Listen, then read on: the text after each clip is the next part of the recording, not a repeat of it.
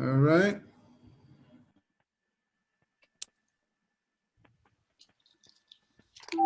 Sergeants, if you could begin your recordings. PC recording is underway.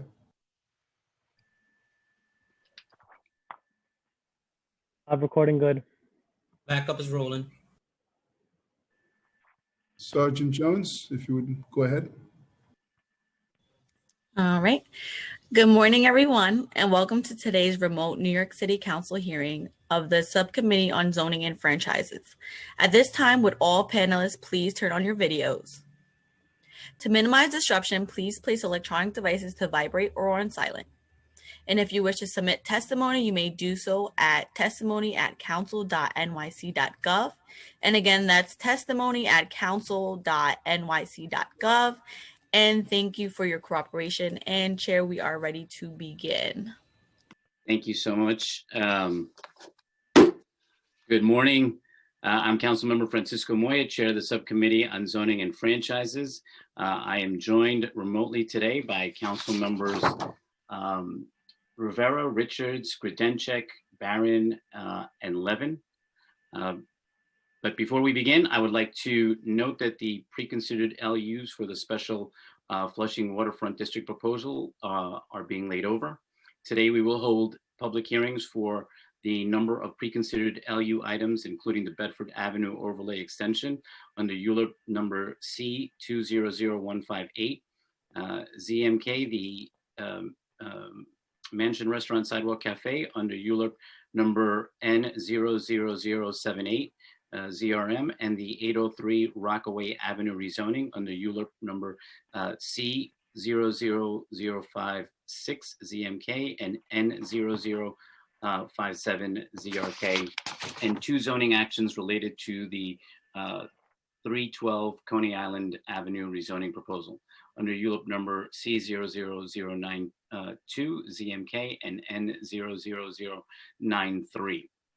A third action related to the Coney Island proposal for a zoning special permit application is expected to be calendared for the hearing at a future meeting. But before we begin, I want to recognize the Subcommittee Council to review the remote meeting procedures. Thank you, Chair Moya. I am Arthur Ha, Counsel for the Subcommittee. Members of the public wishing to testify were asked to register for today's hearing. If you wish to testify and have not already done so, we ask that you visit the Council's website at www.council.nyc.gov to sign up. For members of the public viewing today's meeting online, please note that the Council is providing a live stream broadcast with ASL interpretation. This option can be found on the Council's website at www.council.nyc.gov/livestream. When called to testify, individuals appearing before the subcommittee will remain muted until recognized by the chair to speak. Applicant teams will be recognized as a group and called first. Members of the public will be called and recognized as panels in groups of up to 4 names at a time. When the chair recognizes you, your microphone will be unmuted. Please take a moment to check your device and confirm that your mic is on before you begin speaking, as there is a slight delay in the process of unmuting. Public testimony will be limited to 2 minutes per witness. If you have additional testimony you would like the subcommittee to consider, or if you have written testimony you wish to submit instead of appearing before the subcommittee, you may email it to landusetestimony@council.nyc.gov. Please indicate the LU number and/or project name in the subject line of your email. During the hearing, council members with questions should use the Zoom raise hand function. The raise hand button should appear at the bottom of your participant panel. Council members with questions will be announced in the order as they raise their hands, and Chair Moya will recognize members to speak. Witnesses are reminded to remain in the meeting until they are excused by the chair, as council members may have questions. Finally, there will be pauses over the course of this meeting due to various technical reasons, and we will ask that you all please be patient as we work through any issues. Chair Moya will now continue with today's agenda items. Thank you, Arthur. I now open the public hearing on the preconsidered LU item for the Bedford Avenue Overlay Extension relating to property in Councilmember Reynoso's district in Brooklyn. The ULURP application number for this preconsidered item is C200158 ZMK. The application includes a zoning map amendment to establish a C24 commercial overlay district within an existing R6B district along the west side of Bedford Avenue between Grand Street and North First Street in Williamsburg, Brooklyn. If approved, the proposal would facilitate the development of a 3-story mixed-use building at 276 Bedford Avenue with ground floor commercial use and the residential use on the upper floors. Before we hear from the applicant, I would like to first go to, oh, I'm sorry, we don't have Councilmember Reynoso, do we? No, okay. Seeing that we don't have the council member here, I'd like to also recognize that we've been joined by Councilmember Lander. And now I'd like to turn it over to our council to please call the first panel for this item. The applicant panel for this item will include Ben Stark, Land Use Council, appearing on behalf of the applicant 223 Troutman LLC. Mr. Stark, if you have not already done so, please accept the unmute request in order to begin to speak. And council, if you could please administer the affirmation when the panelists are ready. Mr. Stark, please raise your right hand.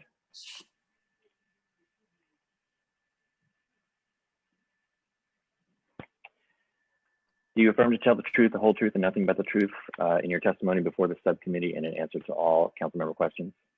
Yes, I do. Thank you. Okay. Thank you. We are in receipt of your slideshow presentation for this proposal. When you are ready to present the slideshow, please say so, and it will be displayed on the screen for you by our staff. Slides will be advanced for you when you say next.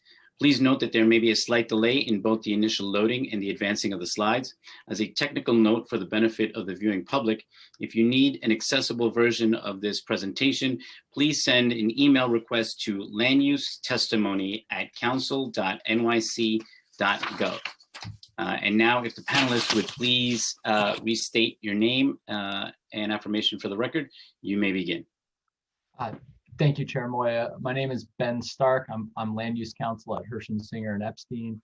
I'm the applicant's representative, the owner and applicant for this zoning map amendment is 223 Troutman LLC, which is not to be confused with the project development site 276 Bedford Avenue in Williamsburg, Brooklyn, but we'll get to that in a second. We please go ahead with the presentation. Thank you.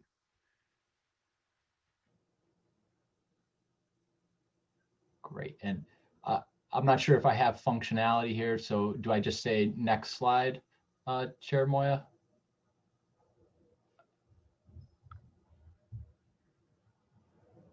You're on mute, but all right, I'll just get going. Sorry about that. Sorry about that. Yeah, you just say next, and then we'll have the staff move it along. You. Cool, thank you. As Chair Moya graciously introduced, this is the Bedford Avenue Overlay Extension, which is a zoning map amendment whose name generally describes what is happening here. It's a rezoning application to extend an existing C24 commercial overlay over a 2,700 square foot property on the corner of North First Street and Bedford Avenue in Williamsburg Community District 1. As Chair Moy said, this rezoning would facilitate the development of a new 3-story building, and the building would have ground floor retail, which is being facilitated by the overlay extension, and apartments on a 2nd and 3rd floor, 1 apartment each, proposed to be rentals. Next slide, please.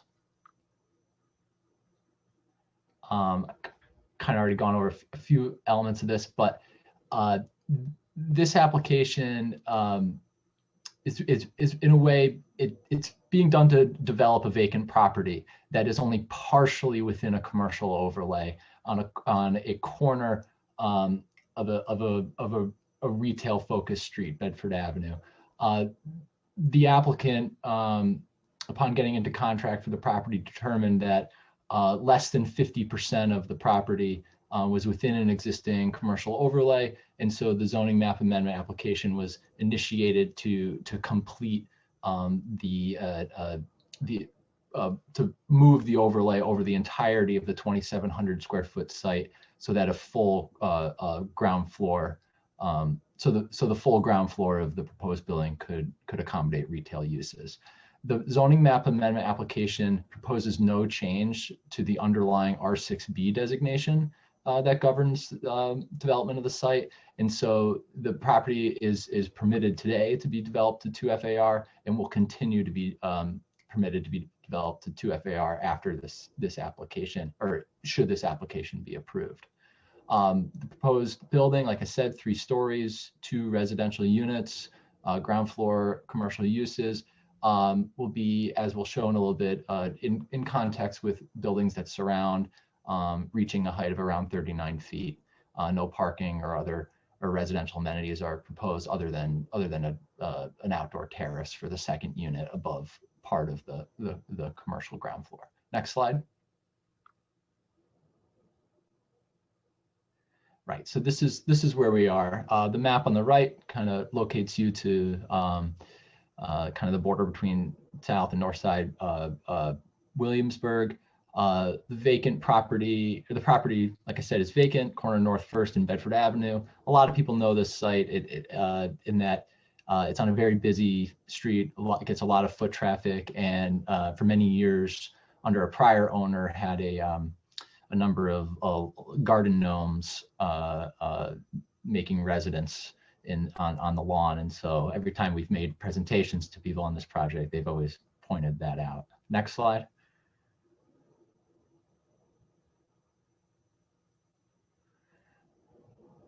Just bringing us down to the pedestrian level. Next slide.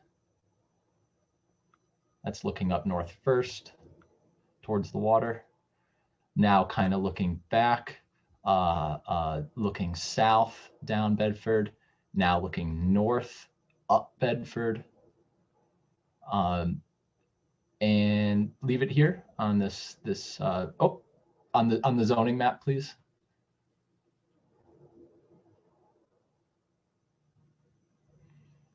So the map on, I'm sure members of the subcommittee have seen zoning change maps before. Our map on the left is the existing zoning map, and the map on the right is what is proposed. The map on the left shows, if you can locate yourself to the corner of Bedford Avenue and Grand, you'll notice that the existing C24 commercial overlay is mapped within 100 feet of Grand Avenue. It looks, if you look at the map, like the entirety of the corner of Bedford and North First is within a commercial overlay already.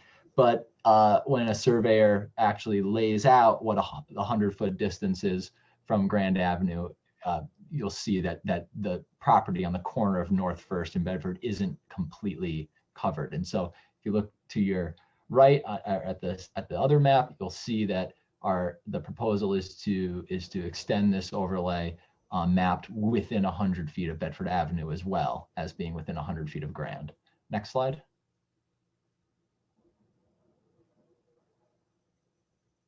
And this tax map, annotated tax map, shows this dynamic a little better. You'll see again that the existing overlay extends 100 feet from Grand Street, and only catches just kind of a corner of the proposed development site, an area of approximately 600 square feet. And so by extending it to be also within 100 feet of Bedford Avenue, the entirety of the development site is then zoned within the commercial overlay. Next slide, please. The proposed building, 3 stories with ground floor commercial, is similar to the most recent building that had been on this property. So we went back and took a look at the 40s tax map, which I'm sure many members of the committee and the public have spent time poking around and looking at. And this image here is the building that had previously existed at the site, in which, from what we understand, was demolished sometime in the 70s or 80s. Next slide. The proposed building, like we said, and similar to what was there in the past, 3 stories, ground floor commercial, set back at the second and third levels in the rear to provide light and air to the apartments on the second and third story. Entrances to the proposed commercial unit would be on Bedford and on North First, just a short distance from Bedford, in order to provide a buffer between the commercial use and the residential building adjacent to this site on North First. Next slide, please. What we have here is a rendering, and it's just an illustrative rendering produced maybe 18 months ago that provides the committee and members of the public with just some context of like what the scale of this building would be. But this is not what the applicant proposes as far as finishing materials. So when we presented this building before the commission, the City Planning Commission, one of the comments that came out of that process was a desire for the building's finishing materials to be more similar to those of the buildings that surround. And so that is what the applicant and owner intends to do. We're looking into a red brick building. Next slide, please.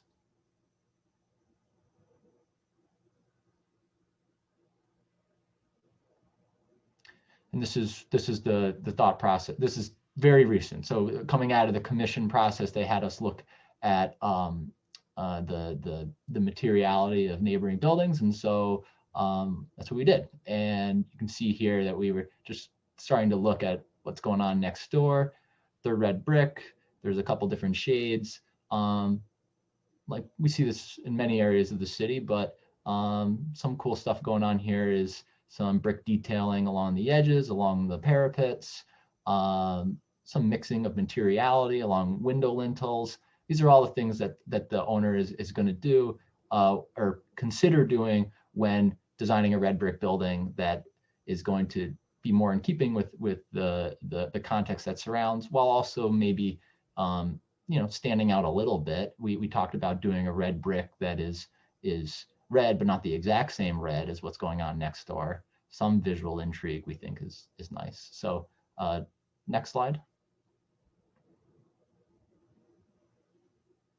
Other comments that came out of the early part of ULURP were some pointed comments by the borough president to have the applicant and owner look into some sustainability measures and some kind of pedestrian focused improvements. And so the owner and applicant is committed to, as part of their builder's pavement plan, developing with coordination with DEP and DOT the rain gardens that you sometimes see adjacent to new developments, the bioswales, and also the applicant owner is going to pursue, or at least going to talk to DOT about maybe extending the sidewalk at the corner of North First and Bedford with one of those, I don't quite know the term for them, the bump out thing. You see it in the bottom picture there. So we haven't yet talked to DOT about those things, but we see them throughout the city. So I would imagine that it's something that could be done here. Other comments that came out of the borough president portion of ULURP was wondering whether or not the applicant has made a commitment to a local hiring or MWBE participation. And that's something that the applicant intends to look into.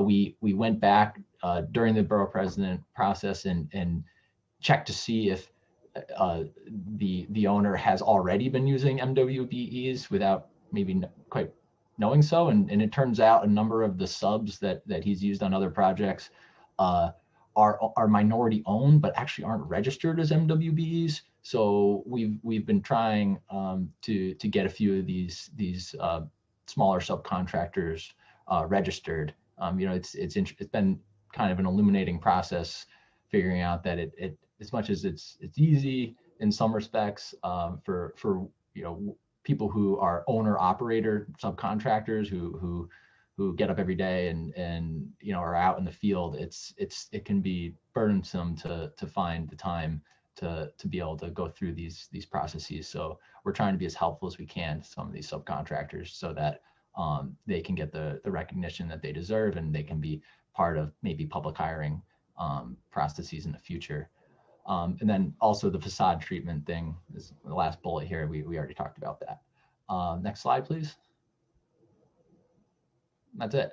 So I hope this presentation clarified what's going on with this project and application, and of course here to answer any and all questions.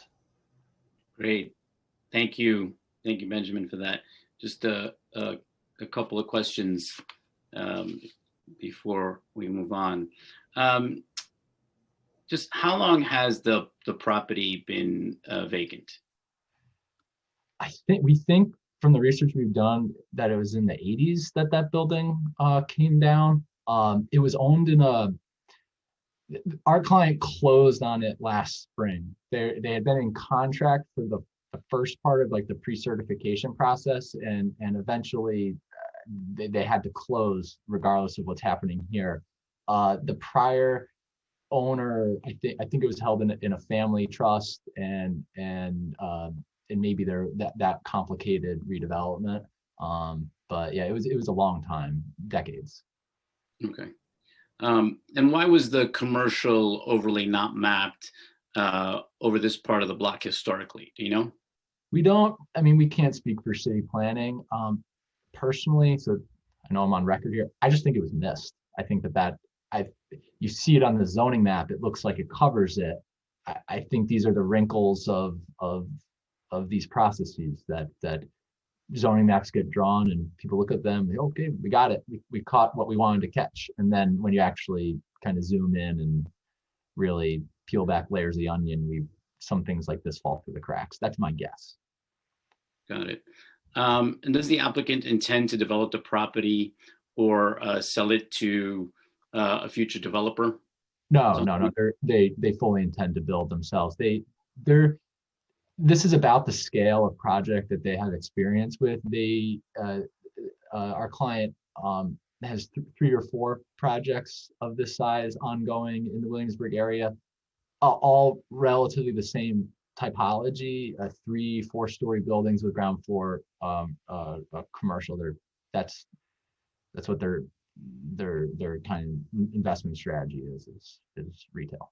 Got it. So just because that was my next question. So the ground floor business that you envision locating there is commercial. Yeah. And as you can imagine, they don't have any idea who will eventually lease it. I mean, they had some initial conversations just with brokers a year ago, and given everything that's happened, I think that potential tenants are going to want to see a building done before and tour for spaces of this size, because now there's a lot of more availability on the market. It's going to be pretty hard to secure a tenant before the building is done. So we can't answer who it would be at this time. And my last question, and you might have said this in your presentation, and forgive me if you did, but what, if any, sustainability and resiliency measures are incorporated into the building design and construction? So the building itself will have to comply with provisions of the building code and local law requiring either green or blue roof components, as well as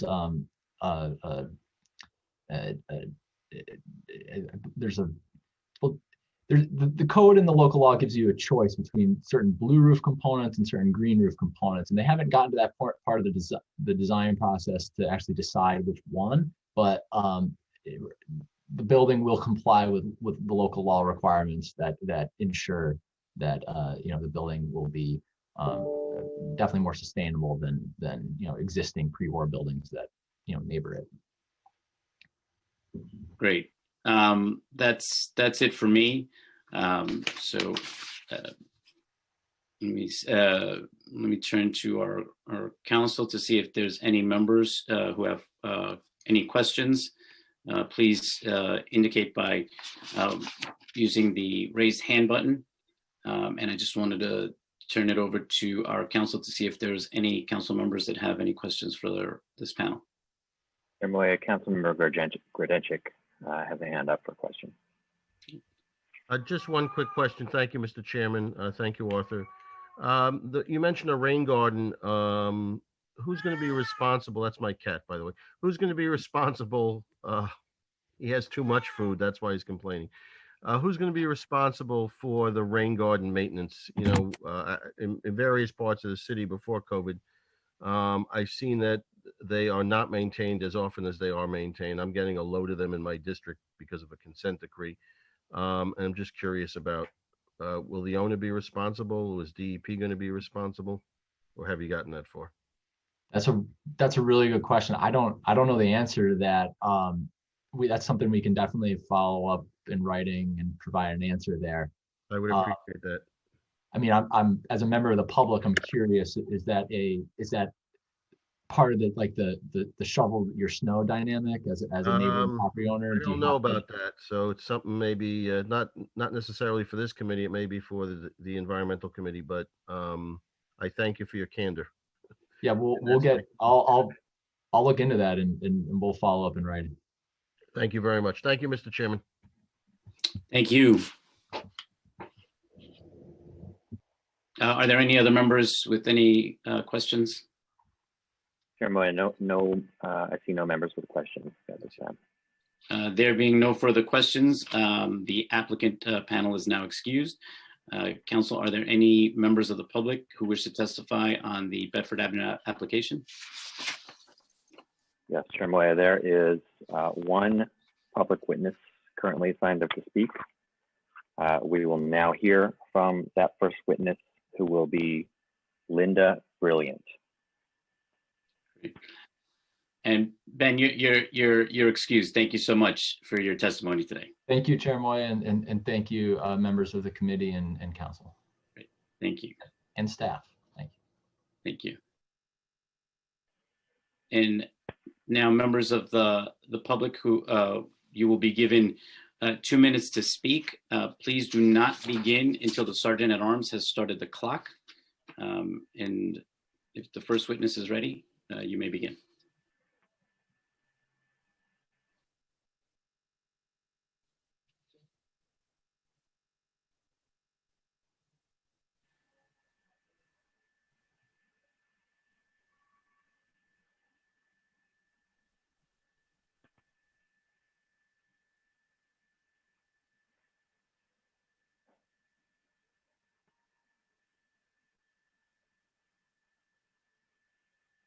Arthur, do we have the next witness? Apologies, Chair. We did have a witness signed up, but it appears that we don't have that individual at this time. So we will briefly stand at ease just to confirm that there are no other members of the public signed up to speak. Great, thank you.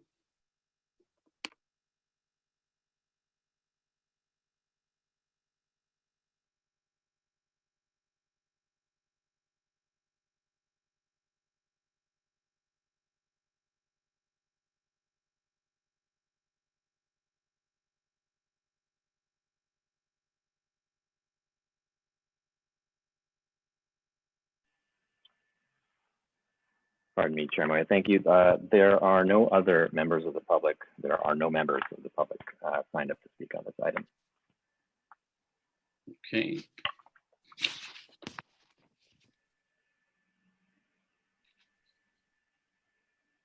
There being, let's see, 1 second.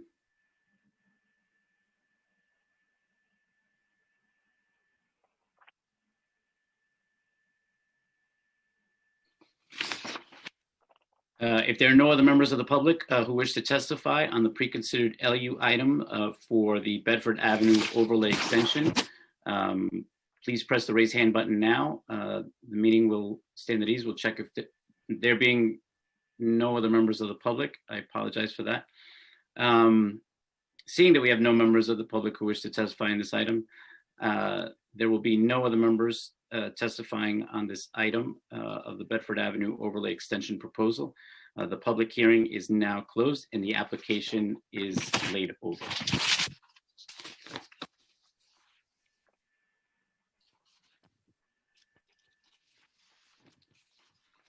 I now open the public hearing on the Mansion Restaurant Sidewalk Cafe text amendment relating to the property in Councilmember Kalos's district in Manhattan.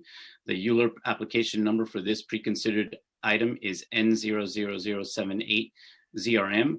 The application includes a zoning text amendment which would allow unenclosed sidewalk cafes within the C15 district at the northeast corner of York Avenue and East 86th Street.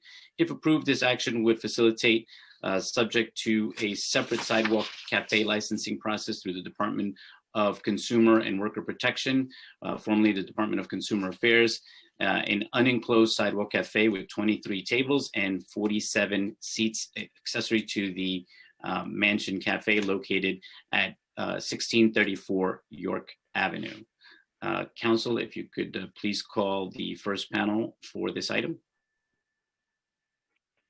The applicant panel will include Neil Weisbard, Land Use Counsel for the applicant, and available for questions will be John Phillips, owner of the restaurant in question. Mr. Phillips and Mr. Weisbard, if you have not already done so, please accept the unmute request in order to begin to speak. Hi, Neil Weisbard on behalf of the applicant. I will be presenting, and John Phillips, who is the owner and applicant, is here to answer any questions that the committee may have. Great, thank you. Council, if you could please administer the affirmation. Mr. Weisbard and Mr. Phillips, if you'd please raise your right hand. Do you affirm to tell the truth, the whole truth, and nothing but the truth in your testimony before this subcommittee and in answer to all council member questions? Yes, I do. Thank you. Thank you. We have received your slideshow presentation for this proposal. And whenever you're ready to present, please say so. And the presentation will be displayed on the screen for you by our staff. Slides will be advanced for you when you say next. Please note that there may be a slight delay in both the initial loading and the advancing of slides. As a reminder, members of the public needing an accessible version of this presentation, you can send an email request to landusetestimony@council.nyc.gov. And now the panelists, if you can please restate your name and affirmation for the record, and then you may begin. Hi, Neil Weisbard from Prior Cashman on behalf of the applicant, and I am ready for the slideshow.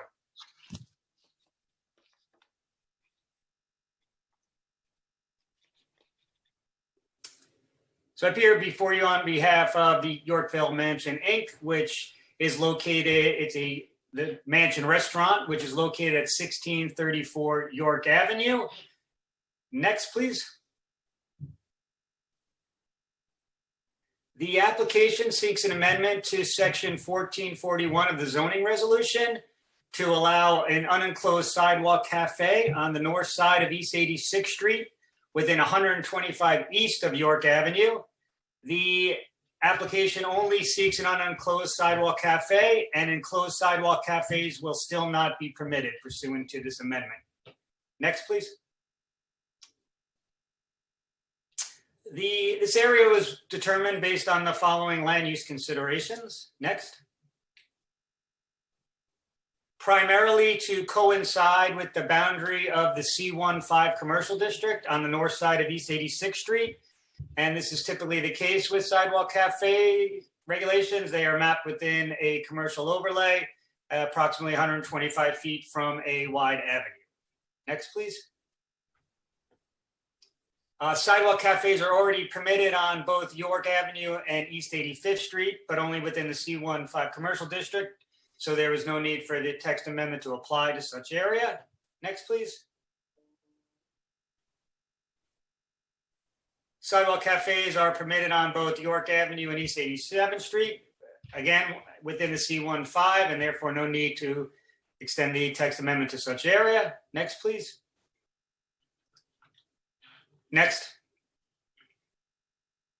The portions south of the text amendment area are located within a residential district in which sidewalk cafes are not permitted.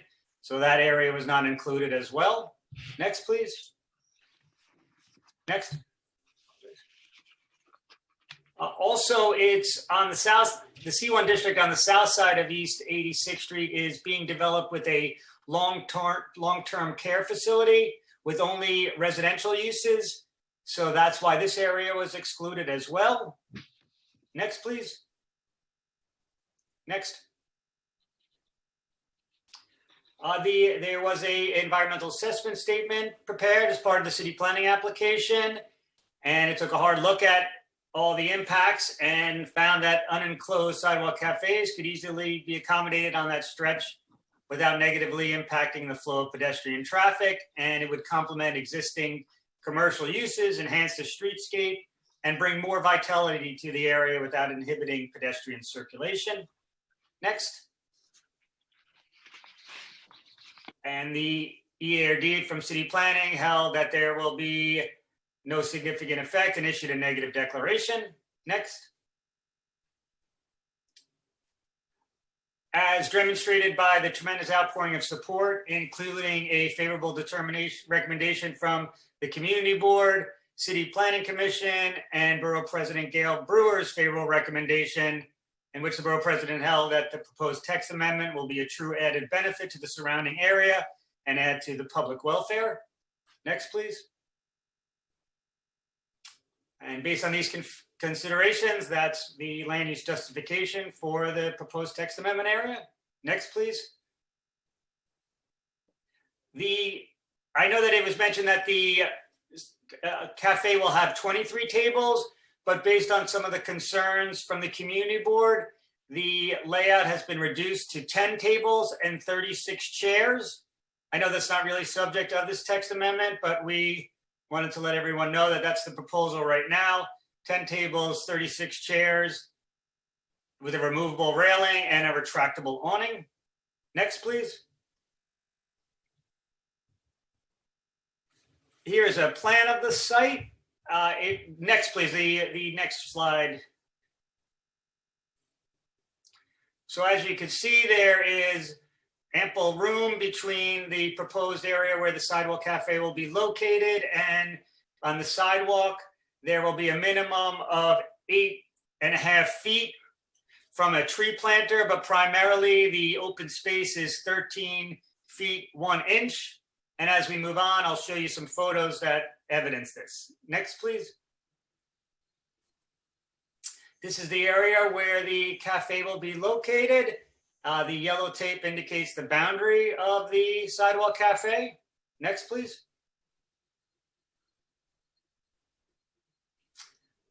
This is everyone's favorite photo, but we have 4 gentlemen showing the distance between that tree pit, which is the narrowest area of the sidewalk, and the border of the sidewalk cafe. And as you can see from these photos, there is plenty of room for pedestrian traffic.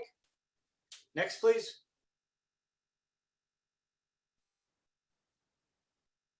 Here is a bird's eye view of the sidewalk. As you can see, there's plenty of room. Next, please. These is where the tables will be located, a rough rendering. Next, please. And finally, this is the actual text amendment. And that is the presentation. As I mentioned, John Phillips and his father, Phil Phillips. And I also want to mention, which I neglected, that this Mansion restaurant has been located on this site since 1945. The Phillips are actually in their 3rd generation of operating this restaurant, and they're here as well to answer any questions, as am I. Great, thank you. Just 2 quick questions for you. Will the neighboring property owner on East 86th Street be able to take advantage of this sidewalk cafe eligibility as well? Yes, it extends 125 feet, so a portion of their property. If they decide to put a restaurant in there, yes, they could have a sidewalk cafe, but only within that, on the north side, within 125 feet of it. And just lastly, given that the mayor has indicated that the city will codify the outdoor dining program. Why not just use that instead of pursuing the text amendment? So that's a good question. That if it was codified, well, we were so far in the process that we continued. We had already met with the community board, obtained their favorable recommendation, and right now it's still an executive order, which could be rescinded by the next mayor. So we just want to ensure that the zoning resolution reflects that this use would be permitted regardless of what happens with that executive order. Great. I can't talk. That's it for me. But now I just want to invite any of my colleagues to ask questions. If you have questions for the applicant panel, please use the raise hand button on the participant panel. Council, are there any council members with questions? Chair Moya, I see no members at this time with questions for the panel. Okay.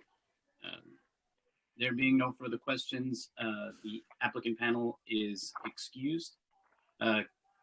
Council, are there any members of the public who wish to testify on the Mansion Restaurant Sidewalk Cafe application?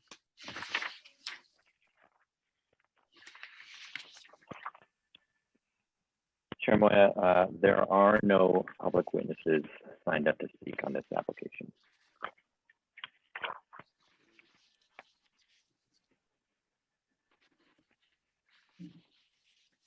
There being no other members of the public who wish to testify on the preconsidered LU item for the Mansion Restaurant Sidewalk Cafe application, the public hearing is now closed and the application is laid over.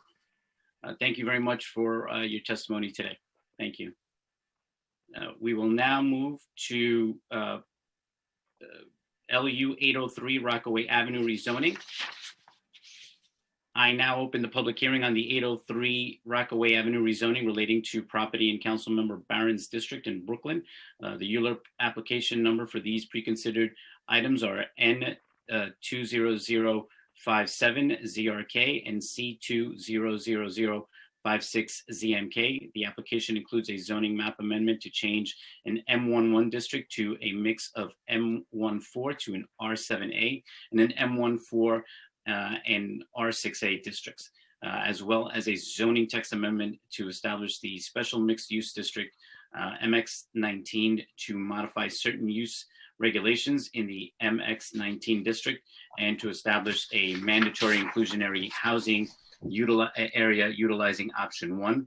These actions would facilitate the development of a new building with ground floor manufacturing uses, community facility uses, and approximately 174 affordable and supportive housing units. I would like to now recognize my colleague, Councilmember Barron, for her statement. Thank you, Mr. Chair. Thank you to the panel and to my colleagues for being here to consider this matter. Just want to say in full disclosure that I'm very familiar with the location of this site because it faces PS 41 on Thetford Avenue, which is where I was a staff member and assistant principal for many years, I guess about 18 years or at least 10 years. So I'm very familiar with the site. It used to be the manufacturing site of chocolate. And we had a great relationship with the manufacturers there, and they used to give our school little goodies from time to supplement programs that were going on. So I'm familiar with the site. It's been vacant for many years, and now we have an opportunity to consider how we're going to utilize that space to benefit the community. So I have been in conversation with the developer and have listened to their presentations and their plans. I believe they have a favorable recommendation from the community board. I'm sure they'll address that in their presentation. And I'm concerned and want to know particularly how they're going to make sure that the industrial part of the development will not in any way be injurious or hazardous to the residents that are there. So I will look forward to their presentation today, and I will have questions following that. And thank you so much, Mr. Chair, for allowing me this time to make my introductory remarks. Thank you. Thank you, Councilwoman. Council, if you can please call the first panel for this item. The applicant panel will include Susan Wiviat of the Bridge, Brian Coleman, the Bridge being the applicant, Brian Coleman of Greenpoint Manufacturing and Design Center, partnering with the Bridge on the manufacturing component, Penny King, Land Use Counsel for the applicant, and Don Flagg, the project architect. Also available for questions on this panel are Hercules Argerio, Kate Gilmore, and Carol Gordon. Panelists, if you have not already done so, please accept the unmute request in order to begin to speak.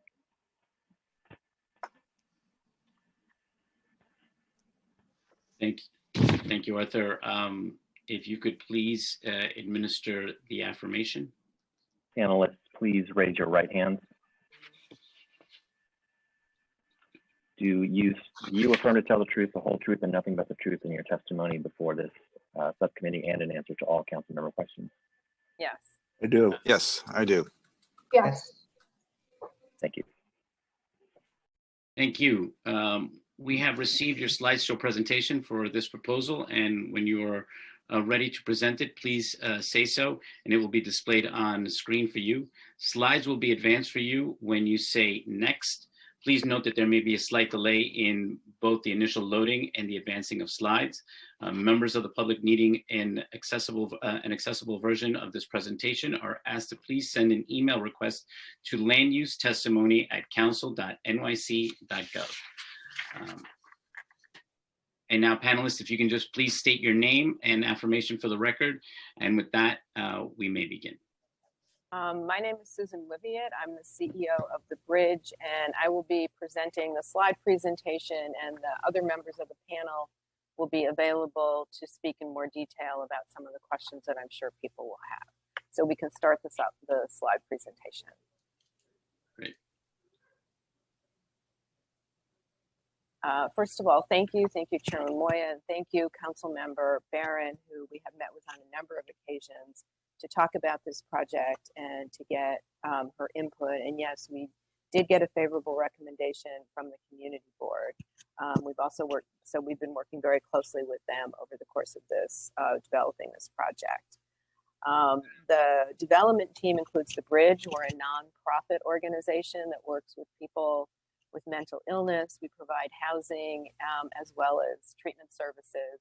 We have GMDC, which will own and operate.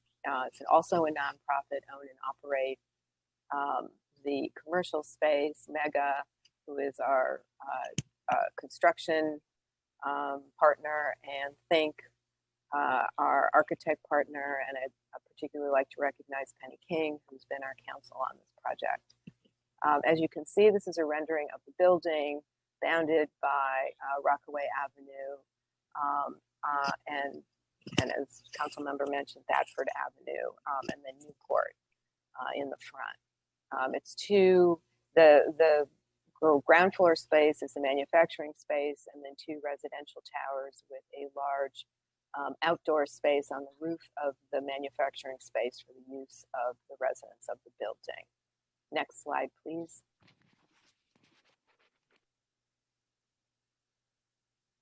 As I mentioned, we're a nonprofit organization. We have housing and treatment services throughout Manhattan, the Bronx, and Brooklyn. We currently house about 1,400 people in buildings that we own. We own 26 buildings and in scattered site apartments. And we have over 500 units of housing in development. We are literally in the process of renting up a building right now at 3500 Park Avenue in the Bronx. And we've been around doing this for quite a while. Next slide, please.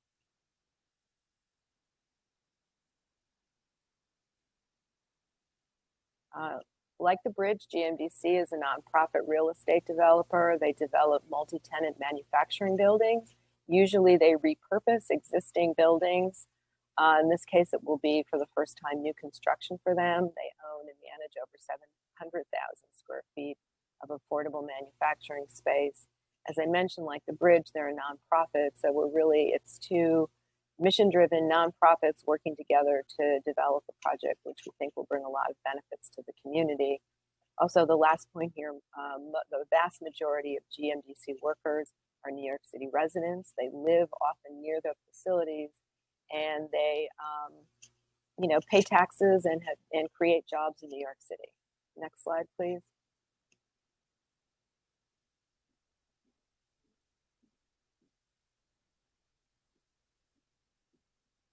This is the site. As the council member mentioned, it's across street from a school on Thetford Avenue, and then bounded by Riverdale Avenue in the far back, but Rockaway and Newport right there bounds it on three sides directly. Next slide, please.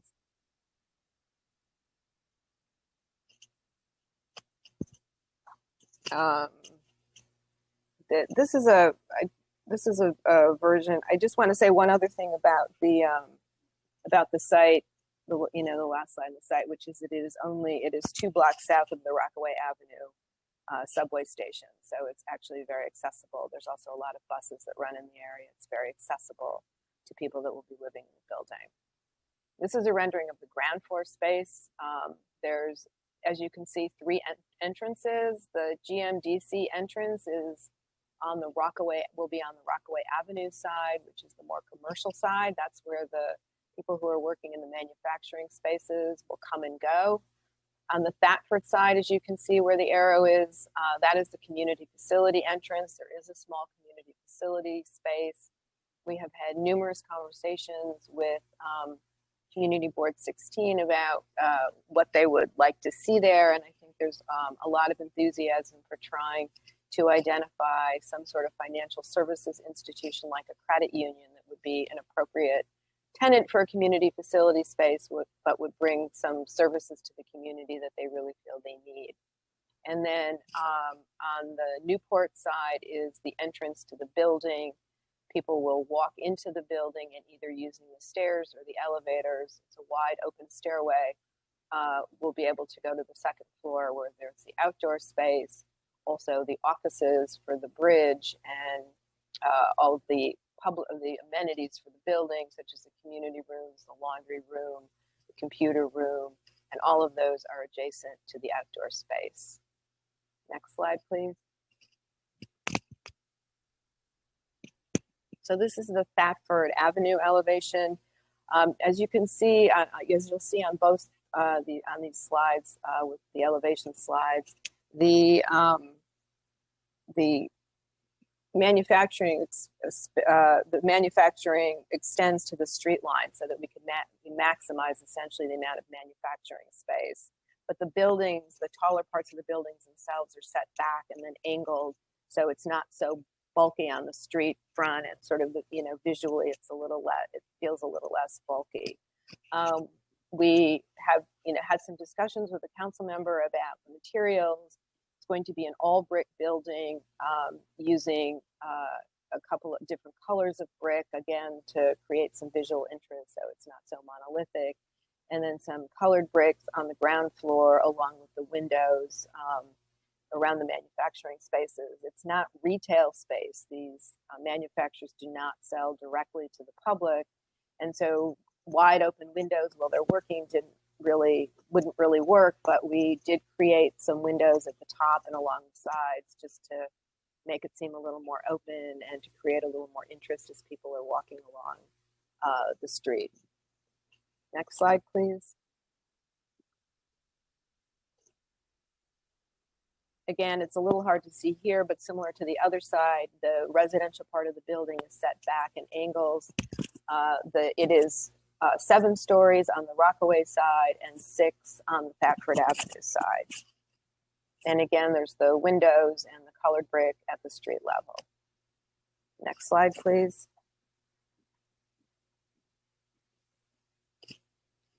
Again, we had some discussion both with the community board and city planning commission about how the building would interact with the community garden. There's a community garden in the corner of the site, which is a Parks Department community garden, which of course will remain there.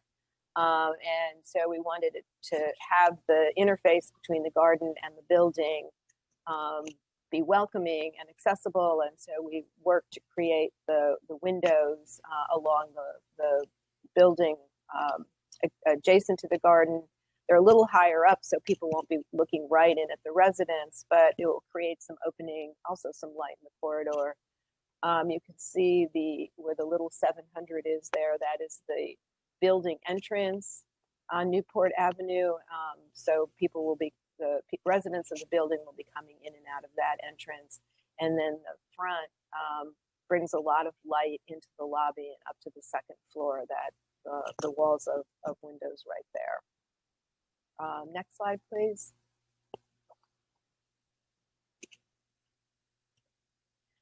This is a rendering of the courtyard, not what it's going to look like at all, just to sort of show how it's going to sit between the two buildings. It's quite large, and we are working with a landscape architect to design the space and to carve out different areas for more active play and more quiet uses. There will be patios adjacent to the community room, so we can have sort of indoor-outdoor activities.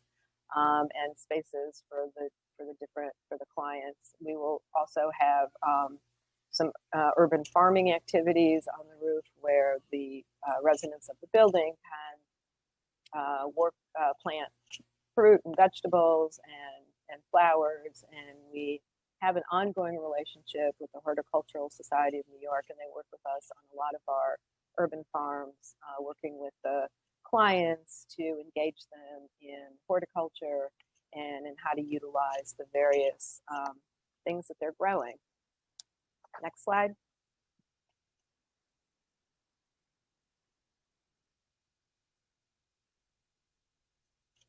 In terms of economic development, there's really three components. One is the residential building.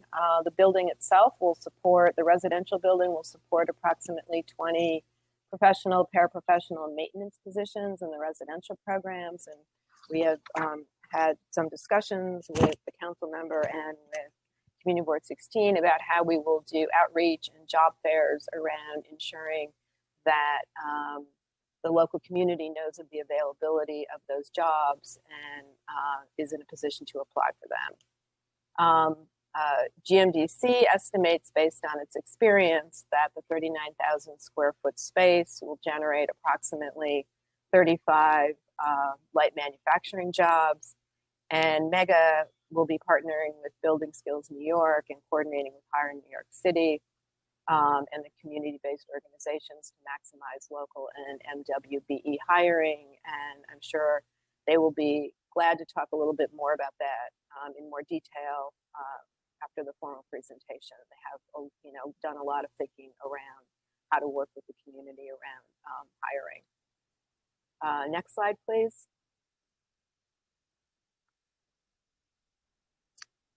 This is the breakdown of the units and the residents. It will be a 50-50 building, 50% permanent supported housing and 50% affordable housing. So there's 87 units of each. The supported units, you can see the breakdown. There'll be 52 New York City 1515 units, which will be formerly homeless adults with mental health conditions, and then 35 ESHI units, which is the state supported housing initiative that will be for homeless seniors and veterans. The supported units are mostly studios, and there's a few one bedrooms. And then the affordable units, you can see the breakdown between the 1, 2, and 3 bedroom units. These are deeply affordable units. 70% of the affordable units are at the 30 and 40% AMI. And as you can see, there's also a generous number of 2 and 3 bedroom units, which would be appropriate for families. Next slide, please.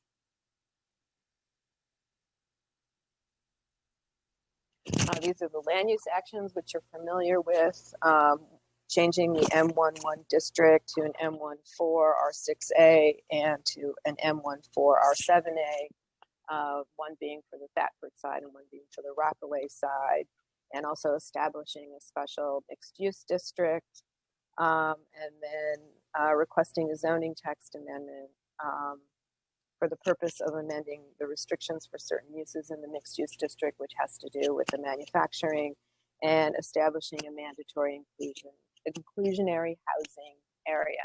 We can certainly answer your questions about this also if you have any. Next slide, please. The proposed text amendments, as you can see, this is what will permit GMDC to occupy the building that also contains residential uses. There would be additional manufacturing uses, but we've been working very closely with DEP and the buildings department to limit those uses to things that everybody that we know will be safe for the residents, and we can go into much greater detail about this later.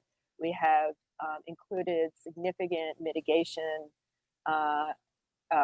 aspects to the construction of the building that will, we believe, eliminate any smell, noxious fume issues, as well as noise and vibrations. And as Brian always said, the goal is that nobody upstairs knows what's going on downstairs, and to really make sure that the residents are safe. We spent a lot of time working on this. I think we all believe that we have excellent safeguards in place. And I think, from a broader perspective, the kind of work that we did could, help pave the way, I think, for other projects that might want to do something similar and really maximize the use of the underlying piece of property. Next slide. That was the end of the formal presentation. We do have a number of appendices that speak more specifically to the affordability and, as I said, the mitigation efforts that we've put in place around the manufacturing uses. We are happy to take any questions you might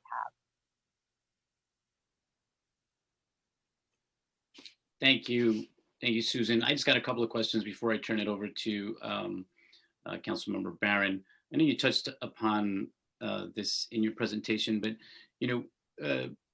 as you're considering the tenants that are coming into the manufacturing facility, do you have any tenants reached out? Anyone that expressed interest already in coming into that space?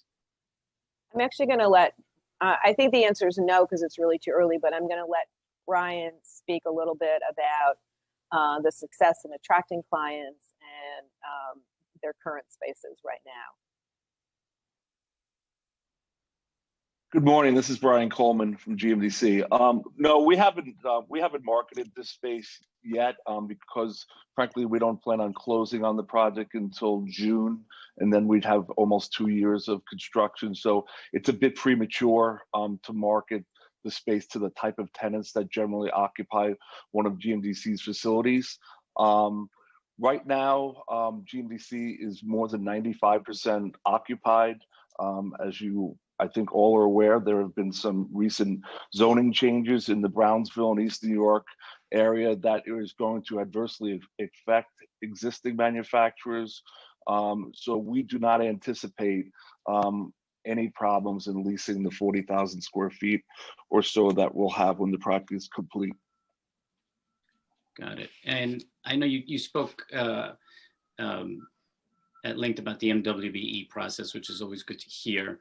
But can you just go over it once again? I might have missed it. Can you just go and describe the plans for local hiring and the outgoing reporting on those plans?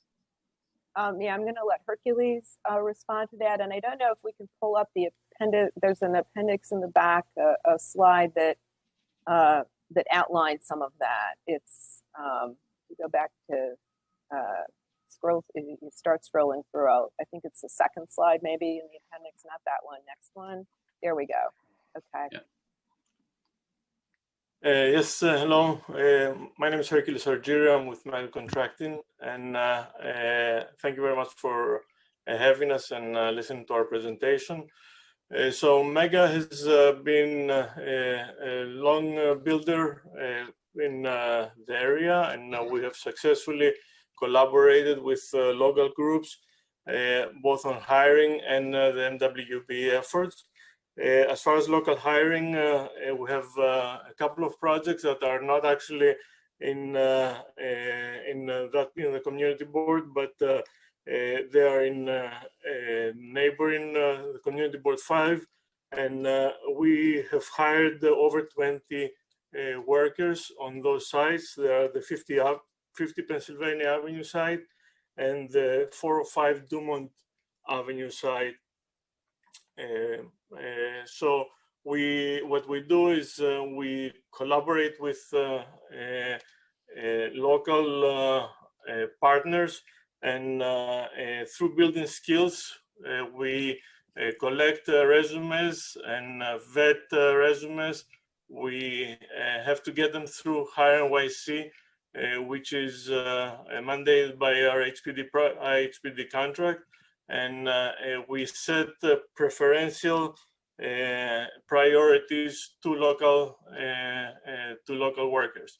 What we've also done in connection with the community board, we have committed to provide 2 40-hour OSHA training sessions, one early on in the project and one when the building is topped off. This way we can provide training for prospective workers for the early stages of the job and then for the later stages of the job. As far as MWB hiring, we've been extremely successful, meeting and exceeding all city requirements for MWB hiring. We have a pool of subcontractors that are MWBs, and we keep going out to them. We also assist subcontractors that could potentially be approved and certified as MWBs, and we help them through the process. And we solicit on all the lists of the approved MWBs, city, state, and agency lists that are available, inviting MWB subcontractors to come and submit qualifications and pricing. We are very much focused on both the local hiring and the MWB, and we keep augmenting our processes to make sure that we meet all the goals. Great, thank you. That's all the questions I have. I now want to turn it over to Councilmember Barron for some questions.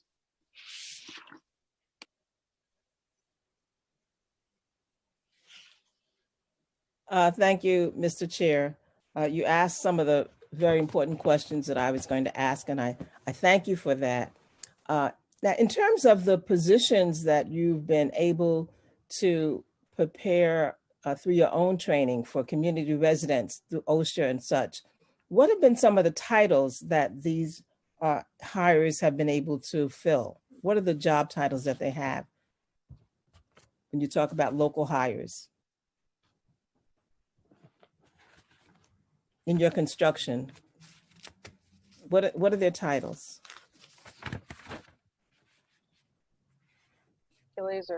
I'm sorry. Okay. So we have obviously we have a lot of success stories in our local hiring. What we do is every week or every other week there's a subcontractors coordination meeting that we invite building skills to attend, and we have somebody from our staff attending, where we ask every trade to let us know if they're planning to hire new people, and that's how we create the pool of applications, sort of position openings rather. So we've been successful in having people that started as laborers and went on to become assistant carpenters and then carpenters.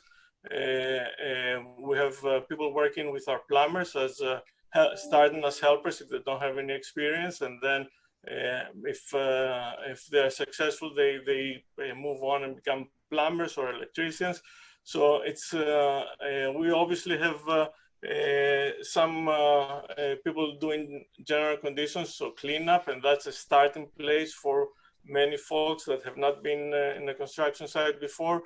And we try to mentor them and try to tie them with subcontractors that are more concentrated on trades. This way they can have an upward career in construction. Thank you. And I'm sorry, anything else? In addition, we also we provide some labor monitoring in-house, which is we keep track of everybody that's on site, and that's how we get all our statistics. And we make sure that everybody that works on the site has all the requirements or certifications. So we have a position on every site that's typically filled by a local recruitee, which is a labor monitoring, and that's a clerical position. And we've seen some of these applicants succeed and become involved in construction on the managerial side. So right now we have in our company 2 or 3 people that started with us about 4 or 5 years ago as labor monitors, and now one of them is assisting our mechanical engineering group in providing shop drawings for submittals. So they get advanced in more of managerial levels within the company. Great. And what type of kind of union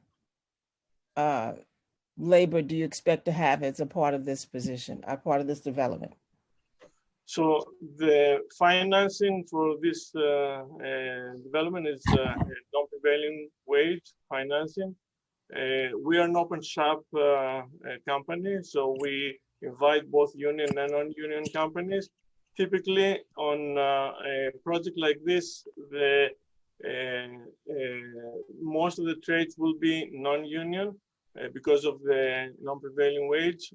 However, we've seen often plumbers and electricians being able to, union plumbers and electricians being able to provide competitive rates, and we often hire them on non-prevailing wage projects.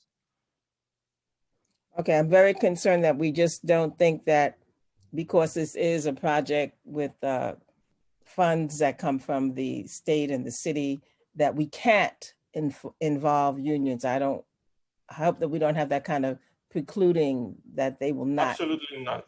Okay, great. Absolutely not. And we do a lot of work in the city, as you may know, and there are sites that we have that are 70% of the workforce is union. So we don't preclude anybody from doing work. We feel we're definitely an open shop, and we invite everybody to come in and provide bids. Okay, and I don't know that I saw the chart that gives the bedroom mix and unit sizes that are going to be included in this project. I see the total, but I'd like to. If we can go back to the appendix, I think it was the first slide in the appendix that has the detailed chart. It's page 16. Page 16 of the presentation, and we can look at that again. So this is the slide that has the breakdown by the AMI tiers and by the sizes of the apartments. And as you can see, 35 of the units are at 30% AMI and 28 are at 40% AMI. So there are no studios in this project? The studios are the supported housing units. Oh, okay. So this is the affordable units. These are the affordable units. Correct. Okay. So what about the bedroom mix and unit size for the supportive? Are they all? It's almost all studios. I think there's a few 1-bedrooms. That's what we generally utilize in the supported housing. Okay. And then just to ask, what are your plans for making sure that as the project continues that you reach out to that you collaborate with other local organizations to do the outreach when it's time to have the applications come in? There's two things that we've done. One is, and I know this was a concern of the community board. Yeah. We actually have had conversations with DHS, which they generally don't do, but they have agreed to do it, to at least prioritizing the applications from shelters that are in the area, which we're actually very pleased with, because it would allow people who are getting services through a shelter in the neighborhood to stay connected to the services that they have. Doesn't mean they'll all be coming from those shelters, but they have agreed to let us prioritize the local shelters. So we were it was something that the community board asked for, and we said, sure, we'll have some discussions with DHS, and we're really pleasantly surprised that they agreed to work with us on that. In terms of the affordable units, we are a couple of things. At the moment, there is a priority for community residents. I know that's being challenged in court, and so what happens a couple of years from now, we can't predict. But obviously, we support the community. We support the community preference, and we'll work with the community. We've also talked about because we've noticed that when people apply for the affordable units, they often don't know how to apply. They don't have the appropriate documentation. And that is really now all out of our control because it's all being run through HPD. So what we offered to do was have a couple of sort of housing fairs where we would help people who wanted to apply understand how to apply, so that when they submitted their applications, they had everything in correctly and their application would not be rejected. Because that we've seen that in the project we're renting out right now in the Bronx. We have 45 affordable units, and a lot of people really don't know how to submit the applications through the electronic portal and what they need to have.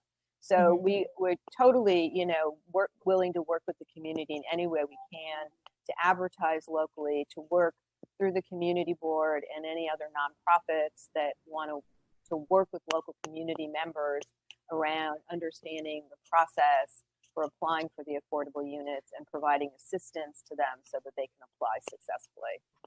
Great. And then just finally, in our conversation yesterday, I expressed my concerns about the manufacturing units, the manufacturing entities that will be located on the first floor, in terms of making sure that noise and vibration and odors are not offensive and are not, in fact, noxious or dangerous.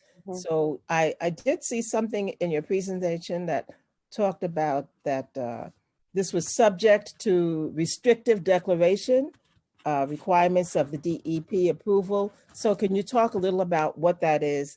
And will that, in fact, be a clause in any types of lease that you would have with those entities that will be in the manufacturing units? Penny, do you want to talk a little bit about the first part, and then Brian can talk about the second part and the leases? Sure. So the proposed text amendment would only allow these additional manufacturing uses if there's a legally binding document, a restrictive declaration on the property that requires the building to have a series of design features that we have developed in consultation with the department. I'm sorry, you said a series of what? A series of design features. Okay. That we have developed in consultation with architects and the Department of Environmental Protection and other consultants. So we took a really comprehensive look at issues like life safety and fire and egress. And then we studied issues like air quality and noise as part of the environmental review, but also based on GMDC's 30 years of experience operating multi-tenanted manufacturing buildings, often very close to residences and schools.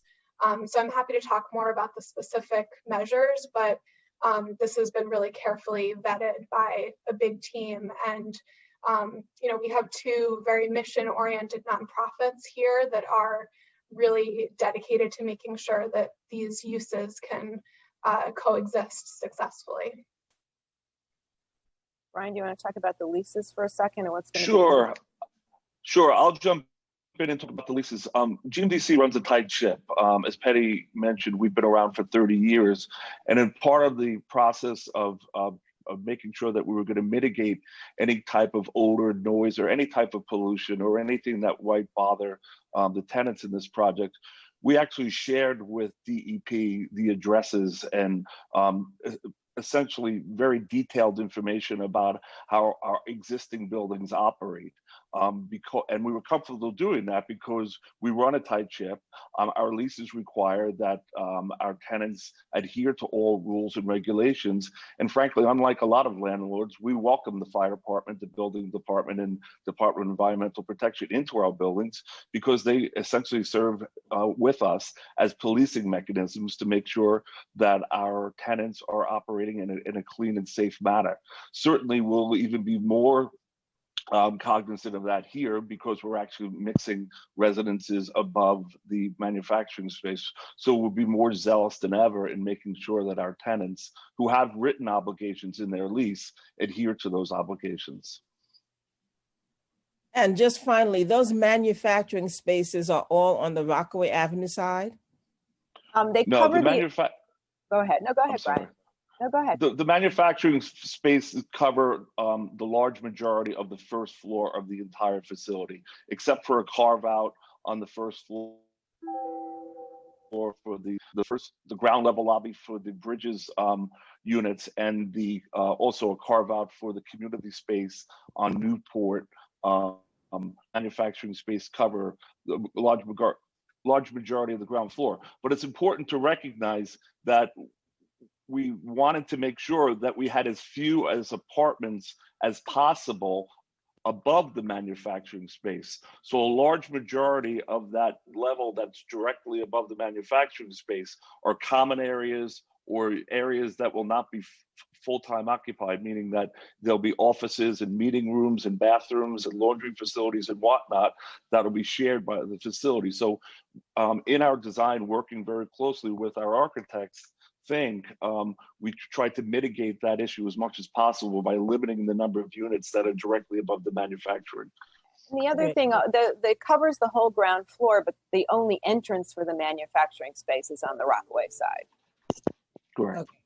Great. And then I just want to encourage you to reach out to PS 41 and the staff that's there to let them know that you're planning on coming and finding ways that you can work with the school directly and to assure them, as well as the parents, that those entities that will be on the ground floor will in fact meet your very strict requirements as well as those of the DEP. Because you know that will be a concern. You know, it's a building right across the street where there are children, young children, teenagers, whatever, who are in those buildings. We have a great concern because we know that oftentimes younger children are more susceptible to certain kinds of emissions than we older folks, the more mature folks. So thank you for your presentation and thank you, Mr. Chair. And thank you very much.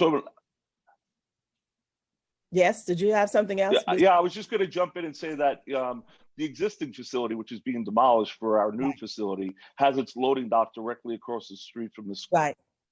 School, where trucks literally parked on a sidewalk and idled. That will be there'll be none of that near the school. So in the future, the conditions will be much better for the school, its occupants, the children, the professionals in the school than it was in the past, because all of that activity will take place on Rockaway Avenue on a complete diagonal from where it formerly took place. So our design from the get-go is a better design for the people who utilize the school.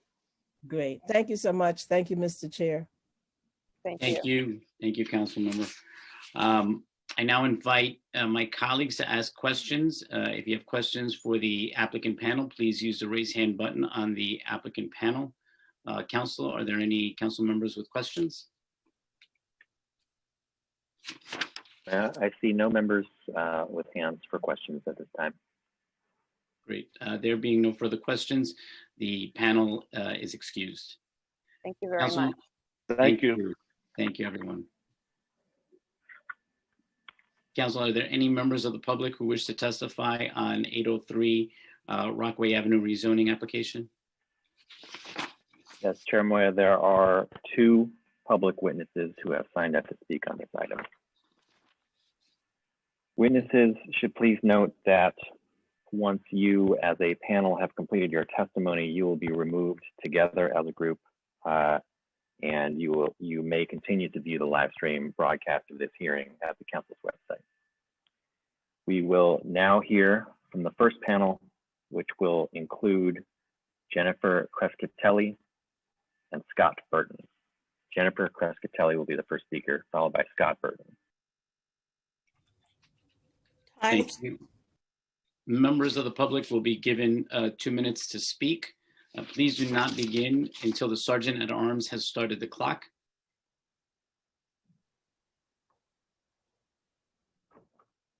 Time starts now. Thank you very much. Good morning, everyone. My name is Jennifer Crescatelli. I'm an AVP with the Bridge in the residential services.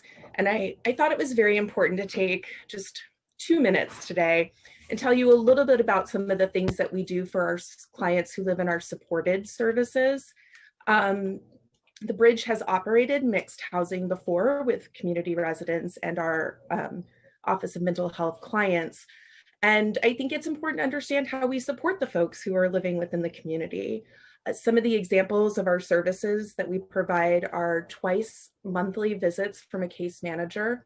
One of those visits takes place in the apartment where we do an extensive apartment review for safety and security. Also as an opportunity to maybe teach people who need a little bit of help on how to maintain their apartments. We do a lot of work with the community referral sources for psychiatric and medical needs. In this new time of telehealth and telemental health, we make sure that every one of our residents, whether they're in supported or in community housing, have the opportunity to utilize our telehealth services and get assistance with that as needed. We focus a lot on individual activities based on the client's needs, but we also do a lot of group work. So we talk about art, writing, wellness, financial services, in an effort to make sure that our clients have a little bit more opportunity to have a well-rounded life in their permanent home, with the goal always being that we're a good neighbor, that we are part of an active community that wants us to be there, and that we can possibly help fill needs where things are missing. So I appreciate your time this morning, and I thank you for giving me 2 minutes. Next speaker will be Scott Burton. Time starts now.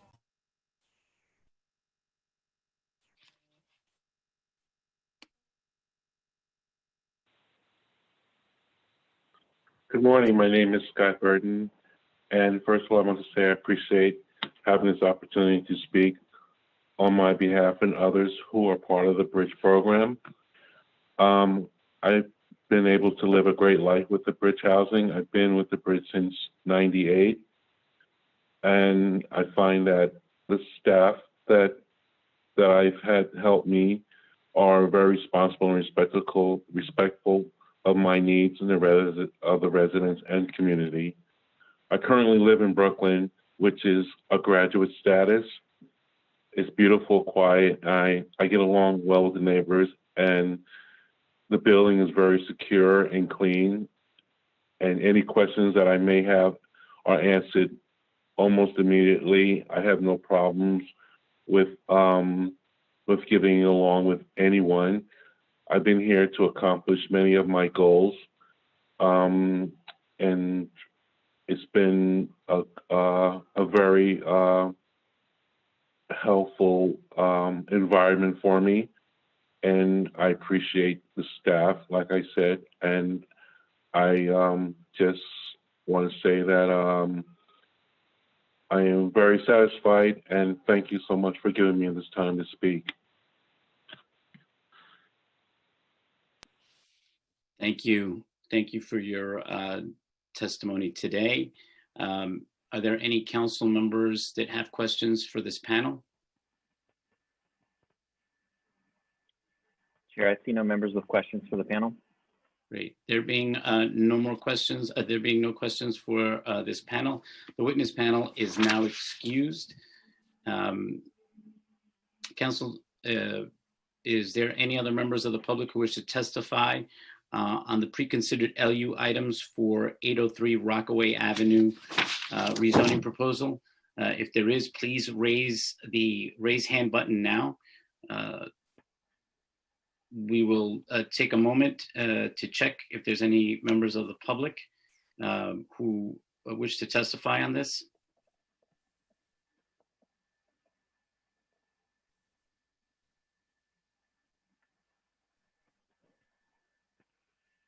Chair Moya, we have no other public witnesses signed up to speak on this item. Thank you. There being no other members of the public who wish to testify on the preconsidered LU items for 803 Rockaway Avenue rezoning application, the public hearing is now closed and the application is laid over.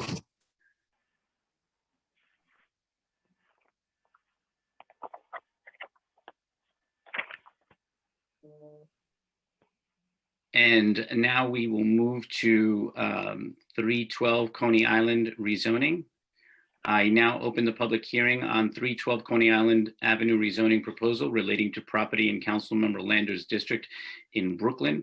The ULURP application numbers for these pre-considered items are C200092 ZMK and N00093 ZRK.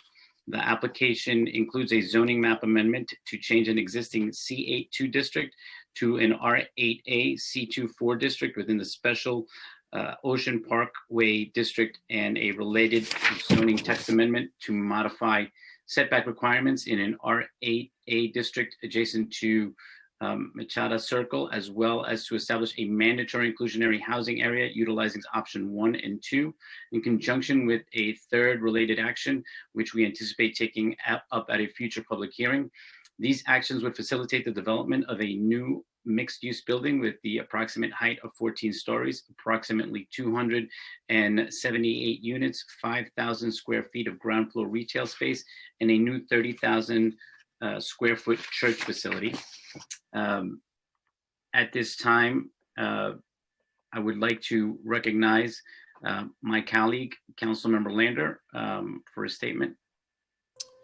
Thank you, Chair Moya. I appreciate your making this opportunity for my constituents and I to participate in this public hearing. Obviously, this proposal has been working its way through the land use process, and there's been, dialogue about it at the community board, at the borough president, at the city planning commission, and we appreciate the opportunity to have dialogue about it here. As so many other of the projects we face, I think there's some shared goals for achieving affordable housing. In this case, there's obviously a longtime community institution, the church, looking to stay in this community. And we are trying to find ways to do that fit within the design and community context that its neighbors have lived in for a long, long time, as they have really built this community up. One of my favorite things about this little area is at one time it had 5 stables. This was where stables for like the whole borough of Brooklyn and riding in the park took place. One of those stables still exists, just actually on this same block, 2 addresses down. And we've done a lot of work to preserve those stables and make sure we can continue to have riding in Prospect Park. So that's just one little look at the kind of challenges of preserving what is wonderful about this neighborhood. Which is very nearby, quite low rise, 1 and 2 family, 2-story homes, but also has, the diverse context of the circle and other uses nearby. So we're going to do our best to navigate through this. What I want to do today is just hear from the applicants. I have a few questions, and then I really want to listen to community members who are here so that we can make the best possible decision on this application. Thank you. Thank you. At this time, I would also like to remind the viewing public that the council is providing a live stream broadcast of this meeting with ASL interpretation, which could be found on the council's website at www.council.nyc.gov/livestream. And with that, council, if you can please call the first panel for this item.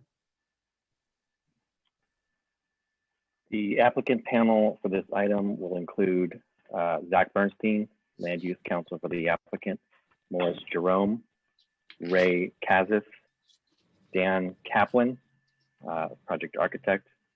Also appearing for this item and available for questions will be Wesley O'Brien, Ellen Lehman, both counsel to the applicant, and Tom Snyder, also with the architect.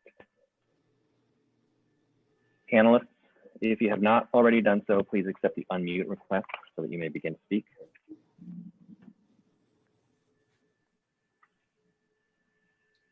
Council, if you could please administer the affirmation. Panelists, if you would please raise your right hand. Do you swear to tell the truth, the whole truth, and nothing but the truth in your testimony before the subcommittee and in answer to all council member questions? Yes. I do. Yes, I do. Thank you. Thank you. We are in receipt of your slideshow presentation for this proposal. When you are ready to present it, please just say so, and it will be displayed on screen for you by our staff. The slides will be advanced for you when you say next. Please note that there may be a slight delay in both the initial loading and advancing of the slides. As a reminder, members of the public needing an accessible version of this presentation are asked to please send an email request to landusetestimony@council.nyc.gov. And now, panelists, if you could just please state your name and affirmation for the record. And with that, we may begin. Good morning, Chair Moya and council members. I'm Zachary Bernstein with Fried Frank Land Use Council. To the applicant, we are ready to present the presentation.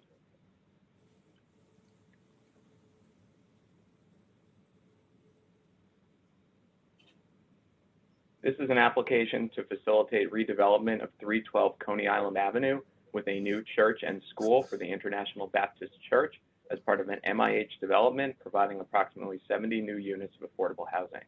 The applicant is an affiliate of JEMB Realty, which holds a ground lease under which it will serve as developer of the site.